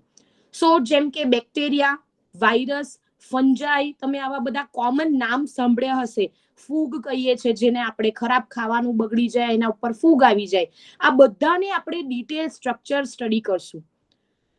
હવે તમે એમ કીધું મેડમ કે સૂક્ષ્મ જીવાણુ, ધેન કેવી રીતે આને જોશું, કેવી રીતે ભણશું કે આ કેવું દેખાય? How can we study them? So they are very very tiny. બહુ જ નાના છે, બહુ માઇન્યુટ છે, માઇક્રો છે, સૂક્ષ્મ જીવાણુઓ છે જે નરી આંખેથી જોઈ નથી શકાતા. So we take or we need a help of instrument called as microscope. આપણે એક માઇક્રોસ્કોપની મદદથી આ બધા જે નાના નાના સૂક્ષ્મ જીવાણુઓ છે we can see, we can view them, by use of microscope, right? તો આ એક નોર્મલ સિમ્પલ ફોર્મેટ કે ડેફિનેશન તમે કહી શકો છો, રાઈટ? પ્લસ તમે એમ સાંભળ્યું હશે કે ગુડ બેક્ટેરિયા, હા, જેમ કે શિલ્પા શેટ્ટીની એડમાં તમે જોશો કે યાકુટ પીઓ, they have good bacteria. So there are again two types, you can say, good bacteria and bad bacteria. Madam આ શું આ ટાઈપના ટર્મિનોલોજી? અત્યારે આપણાને આવી સિમ્પલ ભાષા જ ખબર છે. સો there are few groups of microorganism જે આપણાને હેલ્પફુલ છે, જેમ કે અમુક એન્ઝાઇમ પ્રોડ્યુસ કરતા હોય છે, તો અલગ અલગ ડિટર્જન્ટ બનાવવામાં એ એન્ઝાઇમ નાખીએ છીએ, હા, જે સ્ટેન રિમૂવ કરી શકે. હવે આપણે જો કેમિકલ ટેકનોલોજી કે એ બધું યુઝ કરી શકશું તો કેટલું બધું પોલ્યુશન થાય, કોસ્ટ અફેર પણ એક છે, કોસ્ટલી પડે. તો આ નાના નાના સૂક્ષ્મ જીવાણુ એન્ઝાઇમ ફોર એક્ઝામ્પલ પ્રોડક્ટ બોલું છું, જે રિલીઝ કરતા હોય છે, we can extract them, produce કરી શકીએ છીએ અને આપણે આ અલગ અલગ એપ્લિકેશન યુઝ કરી શકાય છે. એવો જે એન્ઝાઇમનો એક્ઝામ્પલ આપ્યો છે. પ્લસ ચીઝ આપણાને કેટલું ભાવે છે, તો એ કયા કયા બેક્ટેરિયા આપણાને હેલ્પફુલ છે જે ચીઝનું પ્રોડક્શનમાં હેલ્પ કરી શકે છે. સેમ વે આઈસ્ક્રીમનો જે સોફ્ટનેસ ટેક્સચર મળે છે એ પણ એક ઇન્વર્ટેઝ એન્ઝાઇમ નાખીને બનાવવામાં આવે છે. સો એકદમ સિમ્પલ ભાષામાં કહું તો એકદમ સસ્તા ભાવે આપણા બેક્ટેરિયામાંથી, નાના લિવિંગ ઓર્ગેનિઝમમાંથી જો પ્રોડક્ટ પ્રોડ્યુસ કરી શકતા હોય તો આ બધું ફિલ્ડમાં ભણવામાં મળશે.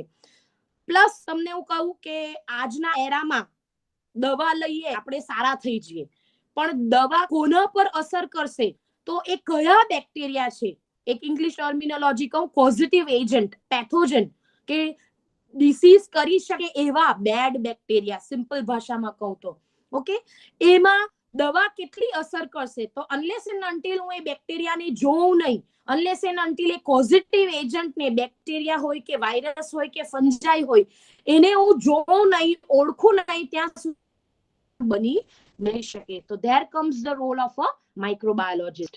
સેમ છે વોટર, પાણી છે, એમાં કોઈ બેક્ટેરિયા આવી ગયા હોય તો એ કયા છે ભાઈ, તો એ બધાનું એનાલિસિસ હશે તો જ તમે એના ટ્રીટમેન્ટ સુધી જઈ શકશો. સો આ બધું ફિલ્ડ માઇક્રોબાયોલોજી સાથે રિલેટેડ છે. આજના એરામાં પ્રોબાયોટિક પ્રોડક્ટ, આજે તમે આઈસ્ક્રીમ પ્રોબાયોટિક મળે છે, કર્ડ દહીં પ્રોબાયોટિક મળે છે, બટર મિલ્ક છાશ તમને પ્રોબાયોટિક મળે છે, એમાં પણ લેક્ટોબેસિલસ નામના બેક્ટેરિયા નાખવામાં આવે છે જે બહુ જ બેનિફિશિયલ છે, તમને ધન કરશે, મેટાબોલિઝમ વધારશે. તો આ બધું તમને મળી શકે.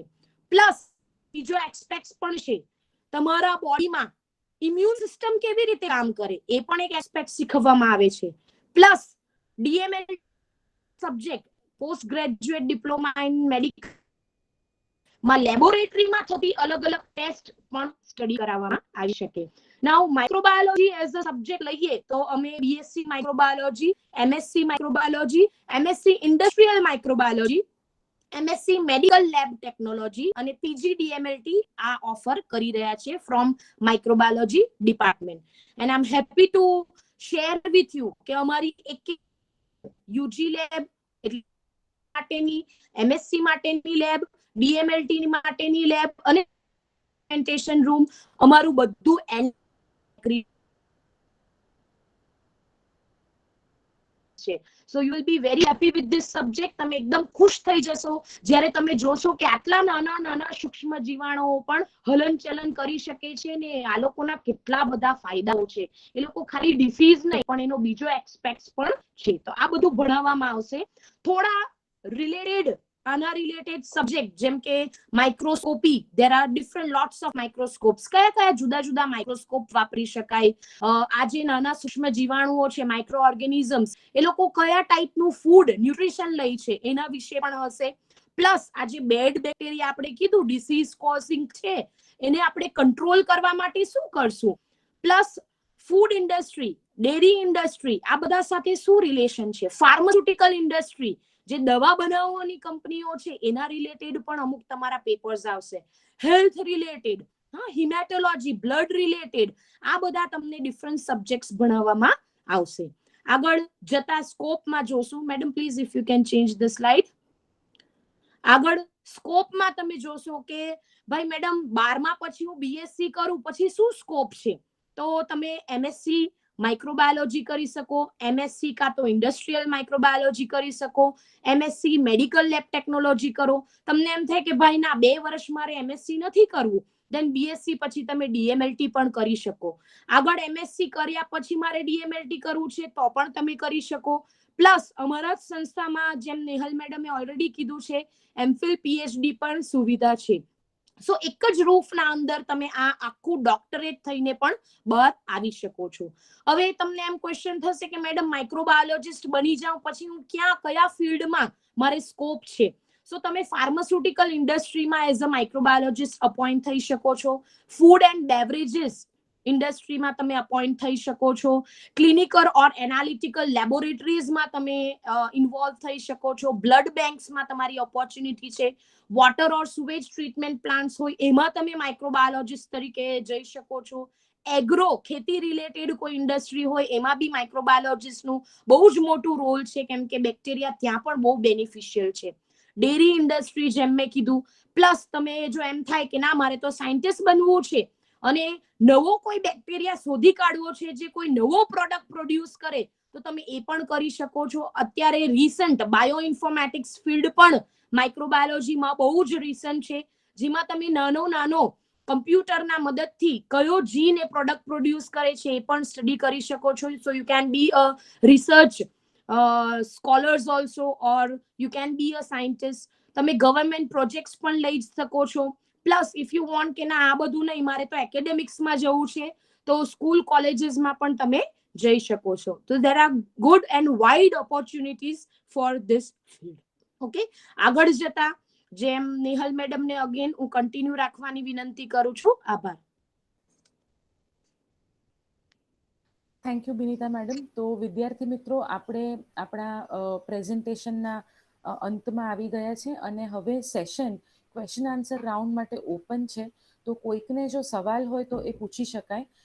સ્લાઇડમાં તમને અમારા કોન્ટેક્ટ નંબર, ઈમેલ આઈડી દેખાય છે અને એડ્રેસ દેખાય છે. આપ સૌને અમે વેલકમ કરીએ છીએ કે તમે અમારી કોલેજમાં વિઝિટ કરો તો વધુ માહિતી મેળવી શકાય. અને અમારી વેબસાઇટ પરથી તમને એડમિશન્સ ઓપન છે, તો એ વેબસાઇટ પર જશો તો એડમિશનની ઇન્ક્વાયરી કરી શકશો, ફોર્મ્સ પણ ભરી શકશો. આપ આપના વિદ્યાર્થી ફ્રેન્ડ્સ જે હોય એને પણ ઇન્ફોર્મ કરો અને આ તકનો લાભ ઉઠાવવાની વિનંતી. એક પ્રશ્ન આવ્યો છે કે most demanding career scopes in future. Most demanding career scopes in future. અંજલિબેન, જો તમે અનમ્યુટ થઈને તમારો પ્રશ્નની રજૂઆત કરો તો તમે શું પૂછવા માંગો છો એ વધુ સમજી શકાય. Yes ma'am. હા જી, પ્લીઝ કન્ટિન્યુ. મેમ, મારો ક્વેશ્ચન એ છે કે ફ્યુચરમાં એટલે આપણે જોઈએ કે અત્યારે આર્ટિફિશિયલ ઇન્ટેલિજન્સનું ઘણું એ છે, તો ફ્યુચરમાં આપણે બાયોલોજીમાં કઈ રીતે ફિલ્ડમાં જઈ શકીએ કે એવી રીતે? એટલે જો તમારે આર્ટિફિશિયલ ઇન્ટેલિજન્સ જેવી ફિલ્ડમાં જવું હોય તો તમારે કમ્પ્યુટર સાયન્સ થ્રુ તમારા સબ્જેક્ટ્સનું ચયન કરવું જોઈએ, કારણ કે એના થ્રુ તમે આર્ટિફિશિયલ ઇન્ટેલિજન્સ જેવા સબ્જેક્ટ ભણી શકશો. અને બાયોલોજીમાં જો તમારે જવું હોય તો બાયોલોજી રિલેટેડ તમે મોડર્ન સાયન્સીસ કરવા માંગતા હો તો બાયોટેકનોલોજી, માઇક્રોબાયોલોજી જેવા જે ફિલ્ડ્સ છે એમાં તમને ફ્યુચર ઓપોર્ચ્યુનિટીઝ જરૂરથી રહેશે. કમ્પ્યુટર સાયન્સમાં એઆઈ એટલે કે આર્ટિફિશિયલ ઇન્ટેલિજન્સ કેવી રીતે આવે છે એના માટે શ્રીપાલ સર તમને ગાઈડન્સ આપશે. હા જી શ્રીપાલ સર. તમે મ્યુટ છો સર, મ્યુટ છો. હા, okay. Now I think I am audible. તો અંજલિ, આમાં કેવું છે કે હું તમને જસ્ટ એક સિમ્પલ એક્ઝામ્પલ આપું. તમે સપોઝ ચેસ રમી રહ્યા છો, એક સાઈડ તમે રમો છો, એક સાઈડ કમ્પ્યુટર રમે છે. તો તમે તો વિચારીને મૂવ લેશો કે હું કઈ મૂવ લઉં તો આગળ મારી કઈ મૂવ ચાલશે ને એ પ્રમાણે હું કઈ રીતે આગળ વિનિંગ સિચ્યુએશનમાં આવીશ. બરાબર, સિમ્પલ. અથવા તો આપણે શું ચોકડી ટિક ટેક ટો જે ગેમ કહીએ એની વાત લઈ લો. તો કોઈ પણ ગેમ હોય તો એમાં આગળની તમારી મૂવ કઈ હશે એ કમ્પ્યુટર કેવી રીતે નક્કી કરશે, તો એના માટે આર્ટિફિશિયલ ઇન્ટેલિજન્સ અગત્યનો રોલ પ્લે કરે છે. આ સિવાય આની આર્ટિફિશિયલ ઇન્ટેલિજન્સ છે એ એકલું કામ નથી કરતું, એની સાથે એમએલ એટલે કે મશીન લર્નિંગ પણ આવે છે. મશીન લર્નિંગ એટલે શું હોય કે તમારો એમાં 2 ટાઈપનો ડેટા આવે, કે ટ્રેનિંગ ડેટા અને પ્રોસેસિંગ ડેટા. તો એ વસ્તુમાં તમારે સમજવાની જરૂર છે કે આર્ટિફિશિયલ ઇન્ટેલિજન્સ તમે જો શીખશો તો એનો ઉપયોગ માર્કેટમાં અત્યારે દિવસે ને દિવસે ખૂબ જ વધતો જાય છે. હવે એ કેવું છે કે પહેલા શરૂઆતમાં અમુક સિલેક્ટેડ એરિયામાં અથવા સિલેક્ટેડ જગ્યાએ એનો યુઝ થતો. તો મેં તમને એક બે ગેમના એક્ઝામ્પલ આપ્યા કે ચેસ તમે રમો છો તો સામે કમ્પ્યુટર કેવી રીતે મૂવ નક્કી કરે છે. તો ઓલ પોસિબલ, સપોઝ 70 જાતની મૂવ પોસિબલ હશે તો 70 મૂવ પહેલા ચેક કરશે અને પછી એમાંથી નક્કી કરશે કે આમાંની હવે બેસ્ટ મૂવ મારા માટે કઈ હોઈ શકે.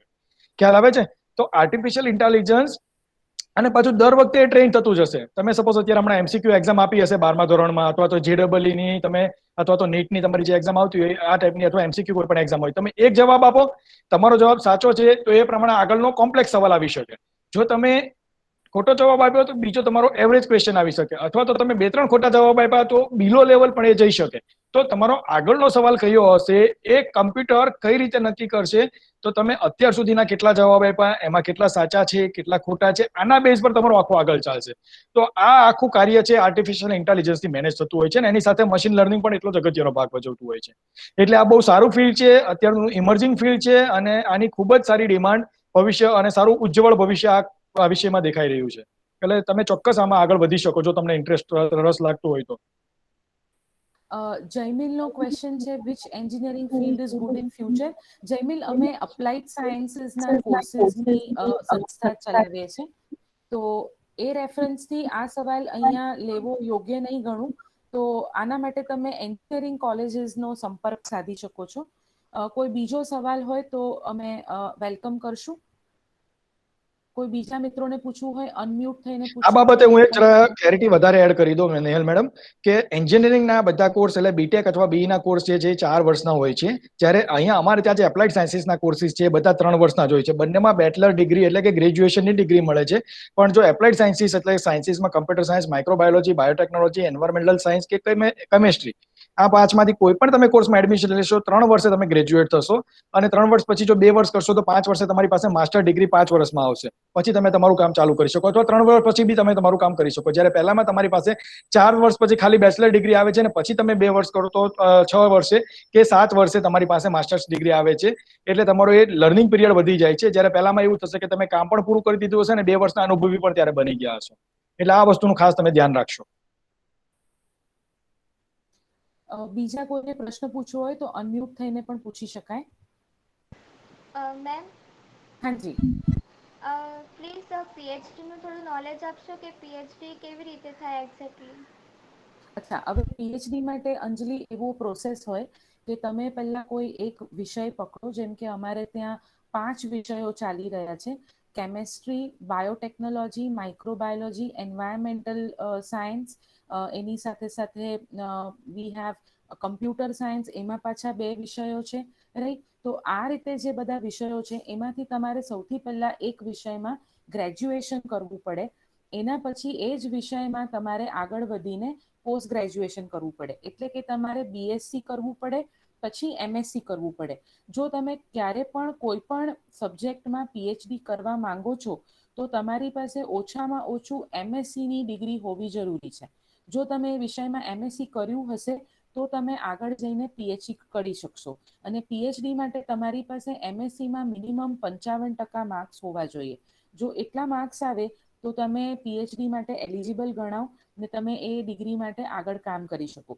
PhD એક આખું રિસર્ચ સંશોધન માટેનું ડિગ્રી છે. જે વિદ્યાર્થીઓને રિસર્ચ કરવામાં ઇન્ટરેસ્ટ છે તો એ લોકો PhD કરી શકે, અને એનાથી એ લોકો આગળ જઈને એકેડેમિક્સમાં પોતાનો ભાગ ભજવી શકે. એટલે કે તમે કોલેજ લેવલના પ્રોફેસર બની શકો છો અને કોલેજ લેવલ પર કામ કરી શકો છો. જો તમને ટીચિંગ ફિલ્ડમાં ઇન્ટરેસ્ટ ના હોય તો તમે PhD કરીને રિસર્ચ લેબોરેટરી અને ઘણી બધી કંપનીઝના R&D ડિપાર્ટમેન્ટ હોય છે, તો એવા R&D ડિપાર્ટમેન્ટમાં કામ કરી શકો છો. ઘણી રિસર્ચ ઇન્સ્ટિટ્યૂટ્સ હોય છે જે લોકો PhD સ્ટુડન્ટ્સને પોતાના પ્રોજેક્ટ્સ માટે આવકારે છે. તો એવી જગ્યાએ તમે જઈ શકો છો અને ત્યાં તમે જોબ કરી શકશો, અને એ જોબમાં તમારે મુખ્યત્વે રિસર્ચ કરવાનું આવશે. એટલે તમે રિસર્ચ સાયન્ટિસ્ટ તરીકે આવી બધી જગ્યાઓ ઉપર કામ કરી શકશો. તો PhD લાંબો પ્રોસેસ છે, પણ એના માટે શરૂઆત તમારે BSc ની ડિગ્રીથી કરવી પડે. કોઈ એક વિષયનું ચયન કરીને તમે BSc MSc કરો અને પછી PhD ની ડિગ્રી માટે આગળ પ્રયત્ન કરો. તો આઈ હોપ અંજલિ આનાથી થોડી ક્લેરિટી આવી હશે. કંઈ વધુ પૂછવું છે? Thanks ma'am. ઓકે, કોઈ બીજા વિદ્યાર્થીઓને પ્રશ્ન હોય તો આવકાર્ય છે. એક ક્વેશ્ચન આવી રહ્યો છે અમન પટેલ તરફથી. કમ્પ્યુટર એન્જિનિયરિંગ ઇઝ ગુડ, એનું ફ્યુચર શું? તો આઈ થિંક શ્રીપાલ સર તમને કમ્પ્યુટર એન્જિનિયરિંગને હા ઉપરાંત મેડમ. કમ્પ્યુટરની અપ્લાઇડ ફિલ્ડ્સ વિશેની માહિતી આપશે, રાઈટ? અને બીજો એક ફરીથી ક્વેશ્ચન છે, વોટ ઇઝ ધ, સર એક જ મિનિટ, હા વોટ હા ઇઝ હા the madam. Process of admission in college and how much the fees? તો ધ્રુવીના જવાબ માટે અંજના મેડમ, શ્રીપાલ સર નો પ્રશ્ન લેવાઈ જાય પછી તમે ધ્રુવીનો આ જવાબ આપજો કે એડમિશન પ્રોસેસ કેવી રીતે છે કોલેજનું અને ફીના માળખા કેવા છે. હાજી સર. હા, તો હવે આ બાબતે હું તમને પહેલી વસ્તુ તો એ જ સમજાવવા માંગીશ. ફરીથી હું એક વખત તમને ધ્યાન દોરી દઉં કે એપ્લાઇડ સાયન્સીસ, કમ્પ્યુટર એન્જિનિયરિંગ અને કમ્પ્યુટર સાયન્સ, આ બે વસ્તુ વચ્ચેનો તમે ફરક સમજી લો. કમ્પ્યુટર સાયન્સ છે યુજીસી ને લગતું કામ છે, યુજીસી એટલે કે સાયન્સ ફેકલ્ટીને લગતું કામ છે. કમ્પ્યુટર એન્જિનિયરિંગ છે એ જીટીયુ જેમ કે ટેકનોલોજી આવે, એઆઈસીટી આવે, એને લગતું કામ છે. સાયન્સના કોર્સ 3 વર્ષમાં ગ્રેજ્યુએશન આપે છે, એન્જિનિયરિંગના કોર્સ 4 વર્ષમાં ગ્રેજ્યુએશન આપે છે. એટલે બંને વસ્તુનો ફરક પહેલા સમજી લો. જનરલી કોમ્પ્યુટર સાયન્સ અથવા તો ઇન્ફોર્મેશન ટેકનોલોજી બેમાંથી કોઈ પણ લો, બંને કોર્સીસ 3 વર્ષના ગ્રેજ્યુએશન કોર્સ જે અમારી સંસ્થા દ્વારા ચલાવવામાં આવે છે, જેનું કાર્યકાળ 3 વર્ષ એટલે કે 6 સેમેસ્ટર હોય છે. જ્યારે એન્જિનિયરિંગ, બીટેક અથવા બીઈ તમે કોઈ પણ લેશો તો એમાં તમારો કોર્સ જે હશે એ 4 વર્ષ અથવા તો 8 સેમેસ્ટરનો હશે. પહેલી વસ્તુ એટલે તમે જો કમ્પ્યુટર સાયન્સમાં તમારી કેરિયર બનાવવા માંગતા હો તો એમાં તો ફ્યુચર્સ તમારી પાસે ઘણું બધું સારું છે અને ઘણું બધું મોટું છે. બરાબર. તો હવે આમાં તમે જ્યારે 3 વર્ષ તમે ભણશો ત્યારે તમે બેઝિક ફાઉન્ડેશન તમે બધું ક્લિયર કરી લેશો, ફંડામેન્ટલ તમારું ક્લિયર થઈ જશે અને તમે એની સાથે સાથે તમારી પાસે આગળ જવા માટેની ઘણી બધી લાઈનનું તમારી પાસે જ્ઞાન, નોલેજ આવી જશે. એટલે કે એ વસ્તુનો ફાયદો તમને શું મળશે કે આગળ હવે તમારે સાયબર સિક્યુરિટીમાં તમારી કેરિયર બનાવવી છે. જેમ કે સપોઝ આજના દિવસે આજકાલમાં તમે જોતા હશો ન્યૂઝપેપરમાં રોજ કેસીસ આવે છે કે ભાઈ આ સાયબર ક્રાઇમના ફ્રોડ થયા, આ ફોરેન્સિક સાયન્સને લગતી કેસીસ આવ્યા છે. તો એ બધી બાબતની માહિતી તમને અહીંયા આગળ તમને શીખવી શકાય. તો એ માહિતી તમને મળી શકે. તમને સપોઝ એમ થાય મારે ગેમ ડેવલપમેન્ટમાં જવું છે તો એમાં આગળ વધી શકો. જેમ હમણાં પહેલા આપણે અંજલિબેને પૂછ્યું એ પ્રમાણે કે artificial intelligence, data science, Python એમાં જવું હોય, કોઈને ક્લાઉડ કમ્પ્યુટિંગ એક્સપર્ટ બનવું હોય, કોઈને નેટવર્ક એડમિનિસ્ટ્રેશનમાં એક્સપર્ટ બનવું હોય, કોઈને ડેટાબેઝ એડમિનિસ્ટ્રેટરમાં એક્સપર્ટ બનવું હોય, કોઈને સ્પેસિફિકલી ટિપિકલી જે પ્રોગ્રામિંગ કહીએ, બરાબર, એટલે કે વેબ અને મોબાઈલ એપ્લિકેશન્સ ડેવલપમેન્ટ, તો આ બધા જ સ્કોપ્સ તમારી પાસે અવેલેબલ હશે. આ સિવાય જેમ કે બાકી બધા વિષયોમાં હોય છે એ પ્રમાણે આમાં આરએનડી નું ફિલ્ડ તો તમારા માટે ખુલ્લું જ છે. તે રિસર્ચ એન્ડ ડેવલપમેન્ટ છે, એમાં તમારી કેરિયર બનાવ્યું તો એમાં પણ તમે આગળ વધી શકો. અને જેમ તમે પેલું કીધું કે રિસર્ચમાં પીએચડી કરવું છે તો એ વિષય પણ આમાં તમારી પાસે અથવા એ સ્કોપ પણ આમાં તમારી પાસે ખુલ્લો રહે છે. તો આ બધા વિષયમાંથી તમે તમારી ઈચ્છા પ્રમાણે કોઈ એક સ્પેસિફિક ડોમેન પકડી અને એમાં તમે તમારું સ્પેશિયલાઇઝેશન મેળવી શકો બીએસસી કમ્પ્યુટર અથવા બીએસસી આઈટી કર્યા પછી. તો આઈ થિંક કે તમારા ક્વેશ્ચનનો જવાબ મળી ગયો હશે. હાજી, હાજી. અંજના મેડમ, તમે થોડીક માહિતી આપશો આપણે એડમિશન પ્રોસિજર અને ફીસ બાબતે? શ્યોર. હાજી. Good morning all of you. Admission માટે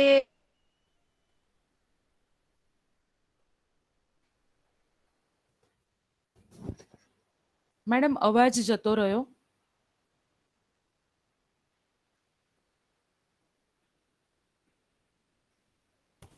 હેલો, એમ હા, આઈ હવે ઓડિબલ? સંભળાય છે. હા, હવે સંભળાય છે. જે રીતે નેહલ મેડમે પ્રેઝન્ટેશનમાં અમારી વેબસાઇટ બતાવી છે એ વેબસાઇટ પર એક જ દિવસમાં લગભગ અમે ઓનલાઈન ફોર્મ મૂકવાના છીએ. ક્વેરી ફોર્મ ઓલરેડી મૂકેલું છે તો ત્યાં ક્વેરી પણ મૂકી શકો અથવા તો ઓનલાઈન એડમિશન માટેનું ફોર્મ ભરી શકશો. ફોર્મ ભર્યાના 10 કે 15 દિવસ સુધી એ ફોર્મ ભરવા માટેની પ્રોસેસ ચાલશે. પછી દરેક એપ્લિકેશન જે આવેલી હશે એમાંથી મેરિટ બનશે અને મેરિટના બેઝ પર એડમિશન પ્રોસેસ ચાલુ થશે. અને ફી સ્ટ્રક્ચરમાં એવું છે કે અમારે ત્યાં ચાલતા 6 બેચલર કોર્સમાં એન્વાયરમેન્ટલ સાયન્સ, ઇન્ફોર્મેશન ટેકનોલોજી અને બીએસસી ઇન કમ્પ્યુટર સાયન્સ, એની પર સેમેસ્ટર ફી 15,000 છે પર સેમેસ્ટર. બીજા 3 course BSc biotechnology, BSc chemistry અને બીએસસી માઇક્રોબાયોલોજી, જેની પર સેમેસ્ટર ફી 25,000 છે. તો એડમિશન કન્ફર્મ કરાવ્યા પછી તમારે આ એડમિશન ફી ભરવાની રહેશે. અને અત્યારે જ્યારે તમે એપ્લિકેશન ફોર્મ ભરી રહ્યા છો તો તમારે એક નોમિનલ 200 ઓર 300 રૂપીઝ પે કરીને એપ્લિકેશન કરવાની રહેશે. જે તમે ઓનલાઈન ઘરે બેસીને પણ કરી શકશો, અથવા તો કોલેજ આવીને જો તમને ક્યાંય ઓનલાઈન ભરવામાં તકલીફ પડી રહી છે તો તમે કોલેજ આવીને પણ ભરી શકશો આ ફોર્મ.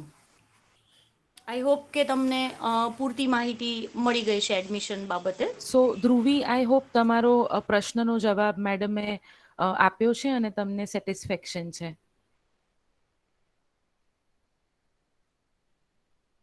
ઓકે, તો એક બીજો સવાલ આવ્યો છે કે ફ્યુચર ન્યુરોલોજિસ્ટ કેવી રીતે બની શકાય અને એના માટે 12થમાં કઈ ફિલ્ડ લેવી જોઈએ. તો ફ્યુચર ન્યુરોલોજિસ્ટ જે છે એકચ્યુઅલી એ એમડીની ડિગ્રી હોય, એટલે કે MBBS કર્યા પછી MD ન્યુરોલોજિસ્ટ આપણે કોને કહીએ, જેને MBBS ડોક્ટરેટની ડિગ્રી, ડોક્ટર બન્યા હોય અને પછી સ્પેશિયલાઇઝેશન ન્યુરોબાયોલોજીમાં કર્યું હોય તો એને MDની ડિગ્રી મળે અને ત્યારે તમે એ વ્યક્તિને ન્યુરોલોજિસ્ટ કહી શકો. તો જો તમે એ રીતના ન્યુરોલોજિસ્ટ બનવા માંગો છો તો તમારે MBBS પછી MD ન્યુરોલોજીમાં કરવું પડે.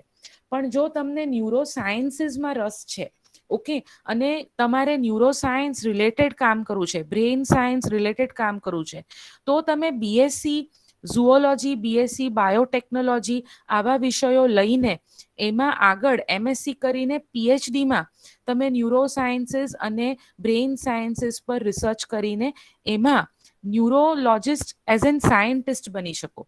સો ન્યુરોલોજિસ્ટ કોને કહેવાય? જેને MD કર્યું હોય એને, ક્યાં તો જે સાયન્ટિસ્ટ છે જે ન્યુરોબાયોલોજીમાં રિસર્ચ કરે છે એને. તો સાયન્ટિસ્ટ કોણ બની શકે? જે PhD કરે ન્યુરોબાયોલોજીમાં, એ સાયન્ટિસ્ટ બની શકે.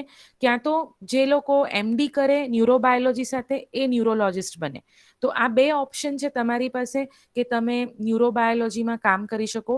ખૂબ જ હું એવું કહીશ કે MDમાં જેટલા લોકોને મને MDની જરૂર છે એટલી જ PhD ન્યુરોબાયોલોજીની પણ જરૂર છે. કારણ કે જો આર્ટિફિશિયલ ઇન્ટેલિજન્સમાં કમ્પ્યુટર અને IT ના વિદ્યાર્થીઓએ કામ કરવું હોય તો એનું બેઝિક રિસર્ચ ન્યુરોબાયોલોજીમાંથી આવે છે, એનું બેઝિક બ્રેઇન સાયન્સીસમાંથી આવે છે, ઇમોશનલ ઇન્ટેલિજન્સમાંથી આવે છે. તો આવા વિષયો તમે ક્યાં ભણી શકો ને એમાં તમે એક્સપર્ટ ક્યારે બની શકો? જો તમે ન્યુરોબાયોલોજી વિષયને BSc, MSc, PhDમાં લો છો તો તમે એમાં આગળ સાયન્ટિસ્ટ તરીકે કામ કરી શકો છો અને તમારું કોન્ટ્રીબ્યુશન બહુ વેલ્યુએબલ રહેશે. કારણ કે આ બધા અત્યારના ખૂબ જ ઉપયોગી અને જાણીતા વિષયો છે કે જેમાં કામ થવું બહુ જરૂરી છે. તો હું માનું છું કે હેમિશ, તમને તમારો સવાલનો જવાબ મળ્યો હશે ને તમે એ રીતે તમારી કારકિર્દી 12મા પછી પ્લાન કરશો. એક બીજો પ્રશ્ન આવ્યો છે કે BSc અપ્લાઇડ મેથેમેટિક્સના ફ્યુચર વિશે જણાવશો. તો સર, અમારે ત્યાં BSc પ્યોર મેથેમેટિક્સ અમે નથી લઈ રહ્યા, એના રિલેટેડ કોઈ બ્રાન્ચીસ નથી. પણ કોઈ વિદ્યાર્થીએ એ ગ્રુપ સાથે, મને BSc મેથ્સ કર્યું હોય તો એ કમ્પ્યુટરનો વિષય લઈ શકશે. તો I think Shripal sir, if I am not wrong, BSc MSc ને એના માટે શું આમની મેથેમેટિક્સ વાળાની એલિજિબિલિટી ખરી? એની થોડી ક્લેરિટી આપો તો સારું. અંજના મેડમ પણ આમાં ઇનપુટ આપી શકે. BSc કમ્પ્યુટર સાયન્સ માટે મેથ્સ એટલે કે એ ગ્રુપ, એ ધોરણ 12 એ ગ્રુપ પાસ કરેલા હોય અથવા B ગ્રુપ પાસ કરેલા અથવા તો AB ગ્રુપ પાસ કરેલા કોઈ પણ વિદ્યાર્થી એડમિશન લઈ શકે. જ્યારે BSc ઇન્ફોર્મેશન ટેકનોલોજીમાં કોઈ પણ સ્ટ્રીમ એટલે કે 12 સાયન્સ, 12 કોમર્સ, જેમાં A ગ્રુપ, B ગ્રુપ અથવા તો AB ગ્રુપ અથવા તો કોમર્સ સ્ટ્રીમ એટલે કે વાણિજ્ય શાખા, એ બધા જ વિદ્યાર્થીઓ BSc ઇન્ફોર્મેશન ટેકનોલોજી કોર્સ માટે એલિજિબલ છે. જેમાં બે ટાઈપના ક્રાઇટેરિયન છે. ગુજરાત બોર્ડની સીટો 60% અવેલેબલ છે. અન્ય બોર્ડ દેટ મીન્સ કે સેન્ટ્રલ બોર્ડ, NIOS, ICSE એ બધા બોર્ડ જે છે એની માટે 40% સીટ અવેલેબલ છે. એટલે એ રિઝર્વેશન છે અને એની અંદર તમે જે કોઈ બોર્ડમાંથી તમે 12મું ધોરણ પાસ કર્યું હશે એ પ્રમાણે તમારું એલિજિબિલિટી ગણી શકાય અથવા તો ગણવામાં આવે છે. તો 12 સાયન્સમાં મેથ્સ ગ્રુપ સાથે જો તમે પાસ કર્યું હશે તો it is well and good, તમે બંને કોર્સમાં એડમિશન લઈ શકશો, BSc કમ્પ્યુટર સાયન્સ અને BSc ઇન્ફોર્મેશન ટેકનોલોજી. અને હાજી અંજના મેડમ. હા, હું શ્રીપાલ સરે આપેલી માહિતીમાં થોડું એડ કરીશ કે જે કોમર્સ અને આર્ટ્સના વિદ્યાર્થીઓ છે 12 પાસ કરેલા, જો એમને આઈટીમાં આવવું છે, BSc આઈટીમાં, તો 12મા ધોરણમાં એમને 2 સબ્જેક્ટ રાખેલા હોવા જોઈએ, જેમાં સ્ટેટિસ્ટિક આવી જશે, મેથેમેટિક્સ અને બિઝનેસ મેથ્સ. જો એ 3 સબ્જેક્ટમાંનો કોઈ એક સબ્જેક્ટ એમણે 12મા ધોરણમાં કરેલો હશે, એમને સિલેક્ટ કરેલો હશે, તો એ એલિજિબલ થશે. બાકી જે બીજા સબ્જેક્ટ છે લાઈક જિયોગ્રાફી છે, હિસ્ટ્રી છે, સોશિયોલોજી છે, એવા બધા સબ્જેક્ટ સાથે એમણે 12મા ધોરણ પાસ કરેલું હશે તો બીએસસી આઈટી માટે એ એલિજિબલ નથી થતા. એટલે મિનિમમ અને એલિજિબિલિટી આ હા, છે જે 12 આર્ટ્સ અને કોમર્સના વિદ્યાર્થીઓ માટે. અને શું આપણા બીએસસી મેથ્સ કરેલા વિદ્યાર્થીઓ આપણા કમ્પ્યુટરના કોર્સીસમાં એમએસસી માટે એલિજિબલ ખરા?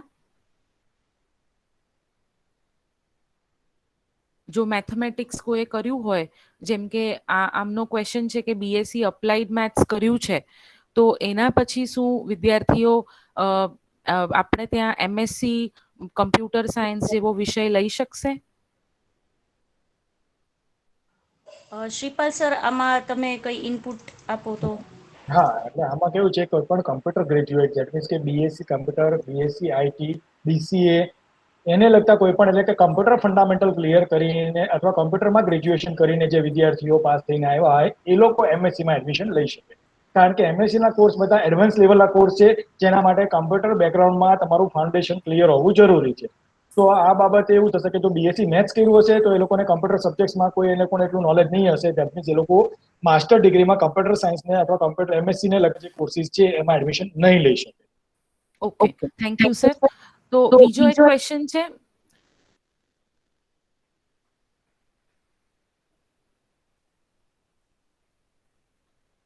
અંજલિનો એક ક્વેશ્ચન છે કે ઝુઓલોજિસ્ટ કેરિયર ઓપ્શન આફ્ટર બીકમિંગ ઝુઓલોજિસ્ટ. તો અંજલિ, ઝુઓલોજિસ્ટ એટલે કે બીએસસી જો ઝુઓલોજી કર્યું છે તો આગળ જઈને તમે એમએસસી ઝુઓલોજી કરી શકો. જો તમારે એમએસસી ઝુઓલોજી નથી કરવું તો તમે એમએસસી બાયોટેકનોલોજીમાં પણ આવી શકો છો. એમએસસી એન્વાયરમેન્ટલ સાયન્સ પણ લઈ શકો છો. તમે પીજીડીએમએલટી જેવા કોર્સીસ પણ કરી શકો છો. આ બધા કોર્સીસ અમારે ત્યાં ઉપલબ્ધ છે. એ સિવાય તમારે જો સાયન્સ જ છોડી દેવું હોય અને બીએસસી પછી જો તમારે મેનેજમેન્ટ કે એમસીએ જેવા કોર્સીસમાં જવું હોય તો એન્ટ્રન્સ આપીને તમે એવા કોર્સીસ પકડી શકો છો. અધરવાઇઝ બીએસસી પછી તમારી પાસે ઘણા બધા એમએસસી કોર્સીસ ઓપન છે, જેમાં એમએસસી બાયોટેકનોલોજીમાં અમારે ત્યાં 3 પ્રકારના કોર્સીસ ચાલે છે. એમએસસી જીનેટિક્સ, એમએસસી ઇન્ટિગ્રેટેડ બાયોટેકનોલોજીનો કોર્સ ચાલે છે અને એમએસસી આઈ થિંક દત્તાશ બીજો પણ એક આપણો જે કોર્સ છે એના વિશે પણ તમે માહિતી આપજો પાછળથી. એવી જ રીતે માઇક્રોબાયોલોજીના કોર્સીસ પણ ચાલે છે અને 3 અલગ અલગ એમએસસીના એન્વાયરમેન્ટલ સાયન્સના કોર્સ ચાલે છે. Industrial safety, industrial management, environmental management, આ બધા માટે તમે એલિજિબલ છો જો તમે બીએસસી ઝુઓલોજી કર્યું છે. બરાબર, એટલે આ કોર્સીસમાં તમે આગળ લઈ શકો અને એના પછી તમે પીએચડી પણ કરી શકશો આ બધા કોર્સીસના બેઝ પર. પ્લસ જો તમારે એ રીતે આગળ નથી વધવું તો તમે બીએસસી કરીને બીએડ કરીને પણ તમે ટીચિંગની ડિગ્રી મેળવી શકો છો. તો તમે ટીચર બની શકો છો સ્કૂલ લેવલ પર, એ શક્ય છે. અને તમારે બીએસસી એમએસસી કરીને પછી બીએડ કરીને ટીચર બનવું છે તો એ પણ શક્ય બનશે. સપોઝ તમે ખાલી બીએસસી ઝુઓલોજી કર્યું છે અને એના પછી એમએસસી કરો છો તો આજે ઝુઓલોજીકલ પાર્ક્સમાં જે ઝુઓલોજીકલ સુપ્રિન્ટેન્ડન્ટની પોસ્ટ હોય છે તો એના માટે પણ તમે એલિજિબલ છો. વિવિધ પ્રકારના સિવિલ સર્વિસીસમાં પણ તમે જઈ શકશો. તો ઘણા બધા ઓપ્શન્સ ઓપન છે. તમે બીએસસી કરો, કોઈ પણ પ્રકારનું બીએસસી કરો તમે, તો બીએસસી પછી ઘણા ઓપ્શન્સ અવેલેબલ છે. એવું નથી કે ફક્ત ઇન્ડસ્ટ્રીમાં જ જવાય કે ખાલી સ્કૂલ ટીચર જ બનાય. અને અનેક પ્રકારના ઓપ્શન ઇન્ડસ્ટ્રીથી લઈને ટીચિંગ ફિલ્ડમાં, રિસર્ચ ફિલ્ડમાં તમને અવેલેબલ છે, ઇન્ક્લુડિંગ ગવર્મેન્ટ ઓપોર્ચ્યુનિટીઝ. તો ગવર્મેન્ટ જોબ ઓપોર્ચ્યુનિટીઝ પણ ખુલ્લી રહે છે. તો આને નિગ્લેક્ટ ન કરવું. એવું નથી કે કારકિર્દી ફક્ત ડોક્ટર કે એન્જિનિયર બનવાથી જ બની શકે. કારકિર્દી બીએસસી એમએસસી થ્રુ પણ બનાવી શકાય. અને સાયન્ટિસ્ટ તો તમે આનાથી જ બની શકો. બીએસસી એમએસસી કરો ને તમને એવું હોય કે હું એક સારી કક્ષાનો સાયન્ટિસ્ટ બનું કોઈ પણ ફિલ્ડમાં, તો એના માટે બીએસસી એમએસસી જરૂરી છે. તો એનાથી જ તમે આગળ જઈને સાયન્ટિસ્ટ બની શકશો. બીજો એક પ્રશ્ન છે, 12 સાયન્સ મેથ્સ ગ્રુપ લીધું હોય તો બીએસસી માઇક્રોબાયોલોજી કે બાયોટેકનોલોજી સબ્જેક્ટ સાથે કરી શકાય. સો 12 સાયન્સ મેથ્સ ગ્રુપ, એ ગ્રુપવાળા શું એ બાયોટેકનોલોજી કે માઇક્રોબાયોલોજી માટે એલિજિબલ છે? આવો ક્વેશ્ચન છે. અંજના મેડમ, તમે આનો આન્સર આપશો? એ ગ્રુપ સાથે જો મેથેમેટિક્સ સાથે જો એમણે કરેલું છે તો એ ફક્ત 3 કોર્સ માટે આપણે ત્યાં એલિજિબલ છે: BSc chemistry, BSc computer science અને બીએસસી ઇન્ફોર્મેશન ટેકનોલોજી. પણ એ બી ગ્રુપ સાથે કરેલું છે, મેથ્સ પણ હતું અને બાયોલોજી પણ હતું, તો એ બાયોટેકનોલોજી, માઇક્રોબાયોલોજી, એન્વાયરમેન્ટ સાયન્સ માટે એલિજિબલ છે. થેન્ક યુ એટલે મેડમ. બરોબર છે. કોઈ બીજો પ્રશ્ન હોય તો આવકારીએ છે, અધરવાઇઝ આપણે આજનું સેશન અહીંયા જ સમાપ્ત કરીએ.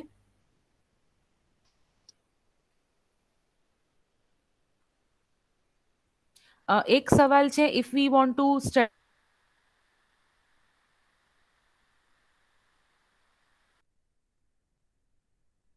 પૂર્વી આમાં એવું નથી હોતું કે સબ્જેક્ટનો સ્કોપ નથી હોતો. દરેક વિષયનો આ દુનિયામાં સ્કોપ છે. તમારે ચેક કરવું જોઈએ કે તમારી લાઇકિંગ્સ શું છે અને તમે કયા કન્ટ્રીમાં ભણવા માંગો છો. દરેક કન્ટ્રીની પોતાની સબ્જેક્ટની રિક્વાયરમેન્ટ હોય છે. જેમ કે તમારે ડેરી ટેકનોલોજી જેવા વિષયમાં આગળ વધવું છે તો એના માટે ડેનમાર્ક છે, સ્વિટ્ઝરલેન્ડ છે, આવા દેશોમાં જો તમે ભણવા જાઓ તો ત્યાં ડેરી ઇન્ડસ્ટ્રીનો નો વધારે વિકાસ થયો છે, તો ત્યાં તમને એ રીતની ઓપોર્ચ્યુનિટીઝ મળશે. પણ જો તમારે મરીન બાયોટેકનોલોજીમાં કામ કરવું છે તો મરીન બાયોટેકનોલોજી માટે ઓસ્ટ્રેલિયા જેવા કન્ટ્રીઝ કે જે એક ટાપુ છે, એની આજુબાજુ ખૂબ દરિયાના નો જીવજંતુઓ આવેલા છે, તો એ લોકોને ત્યાં તમને મરીન બાયોટેકનોલોજી જેવા વિષયો પર વધારે માહિતી મળશે. એટલે આમાં એવું નથી હોતું કે કયા સબ્જેક્ટની ડિમાન્ડ વધારે છે. બધા જ સબ્જેક્ટ અવેલેબલ છે.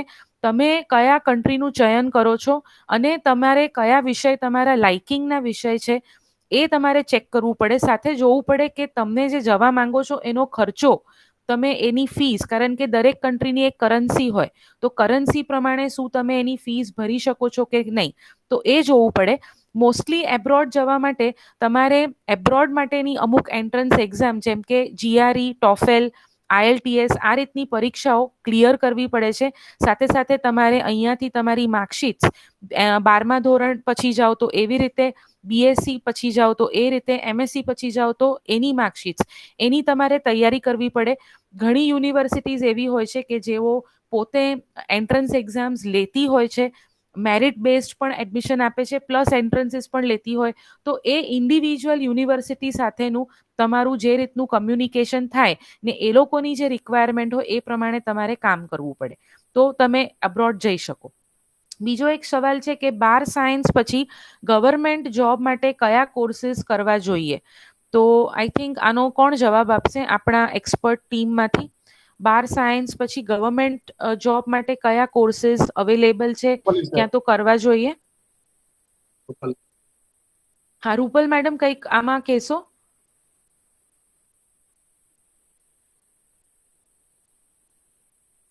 I think Rupal madam is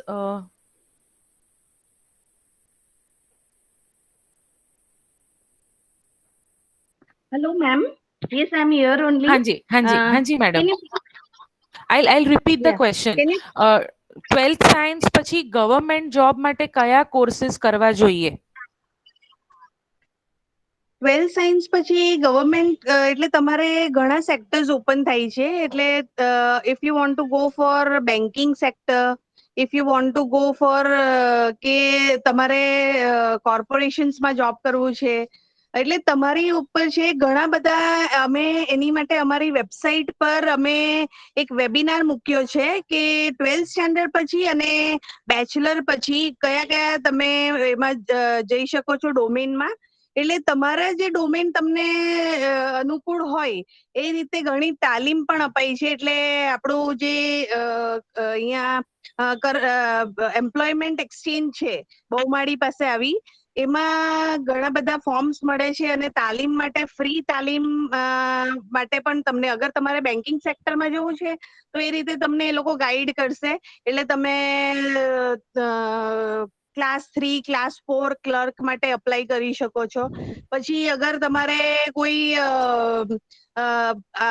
private એમાં જોબ કરવી હોય તો એની માટે પણ એ લોકો તાલીમ આપી શકે છે. એટલે ઘણા બધા કોર્सेस આફ્ટર 12th પણ અવેલેબલ છે. એવું જરૂરી નથી કે તમારે બેચલર જ કરવું પડે. અને સ્ટાર્ટિંગ 2 years તમને એ લોકો પ્રોબેશન પર રાખે છે 7,000 પર, પણ આફ્ટર 12th બી પછી તમારો 25 થી તમારો પેકેજ ચાલુ થઈ જાય છે. એટલે હવે તમને કયા ડોમેનમાં જવું છે એની માટે આપણી પાસે એવા પર્સનલ્સ બી છે જેની સાથે અમારું પ્લેસમેન્ટ સેલ જે છે સંકળાયેલું છે. અગર તમને વધારે માહિતી જોઈએ તો અમારી કોલેજ પર તમે રૂબરૂ પધારો, હું તમને એ પર્સનલ સાથે કોન્ટેક્ટ બી કરાવી આપીશ. અને જે તમારે ડોમેનમાં આગળ વધવું છે એની વધારે ગાઈડલાઈન માટે અને અગર એ લોકો એમાં ચાર્जेस હશે તો એમાં ડિસ્કાઉન્ટ બી પ્રોવાઈડ કરાવી આપીશ. એટલે તમારે આની વધારે માહિતી જોઈતી હોય કે આફ્ટર 12th તમારે શું કરવું છે તો એની માટે અમારી કેમ્પસમાં પધારો, હું તમને એની બનતી બધી જ મદદ કરીશ. અને આ મેટર પર હું રિક્વેસ્ટ કરીશ અહીંયા ઉપસ્થિત શિક્ષકગણને કે તમારી ઓથોરિટીઝ સાથે તમે વાત કરો અને આપણે એક વેબિનાર કોલેબરેશનમાં અમારી સંસ્થા તરફથી 12th સાયન્સ પછી ગવર્મેન્ટ જોબ્સમાં શું કરી શકાય, તો અમારા ડૉક્ટર ઉપલબેન સ્નેહકુંજ છે, તેઓ પ્લેસમેન્ટ સેલ હેન્ડલ કરે છે. તો એ તમને સરસ મજાનું અમારા સંસ્થા સાથે કોલેબરેશનમાં એક વેબિનાર ગોઠવી આપશે. તો જે વિદ્યાર્થીઓ 12th સાયન્સ પછી બેચલર્સની ડિગ્રી નથી કરવા માંગતા પણ આગળનું કંઈક બીજું કરીને જોબ મેળવવા માંગે છે, તો એની વાત એ તમને તમારા વિદ્યાર્થીઓ સુધી પહોંચાડશે. તો અમે એવા કાર્યક્રમો માટે પણ તમને આવકારીએ છીએ કે તમારે સંસ્થાને જો આ રીતના વેબિનાર્સ કરવા હોય તો પ્લીઝ કમ ફોરવર્ડ. અમે અવેલેબલ છીએ અને અમે અમારી રીતે બધા જ પ્રયત્નો કરશું. એક છેલ્લો ક્વેશ્ચન જો કોઈકનો હોય તો લઈ લઈએ અને પછી આપણે આજનું કાર્યક્રમ સમાપ્ત કરીએ. તો હું માનું છું કોઈ બીજા વિદ્યાર્થીઓને કંઈ પૂછવું નથી, તો આપણે આજનો કાર્યક્રમ અહીં જ પૂર્ણ કરીએ છીએ.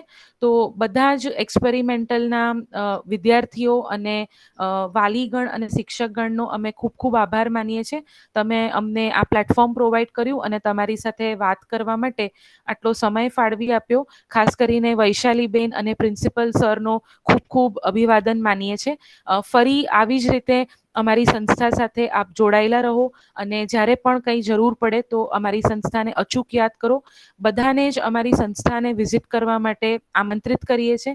ચોપાટીની સામે MTB આર્ટ્સ સાયન્સ કોલેજના કેમ્પસમાં Shri Ramakrishna institute of computer education and applied sciences આવેલું છે.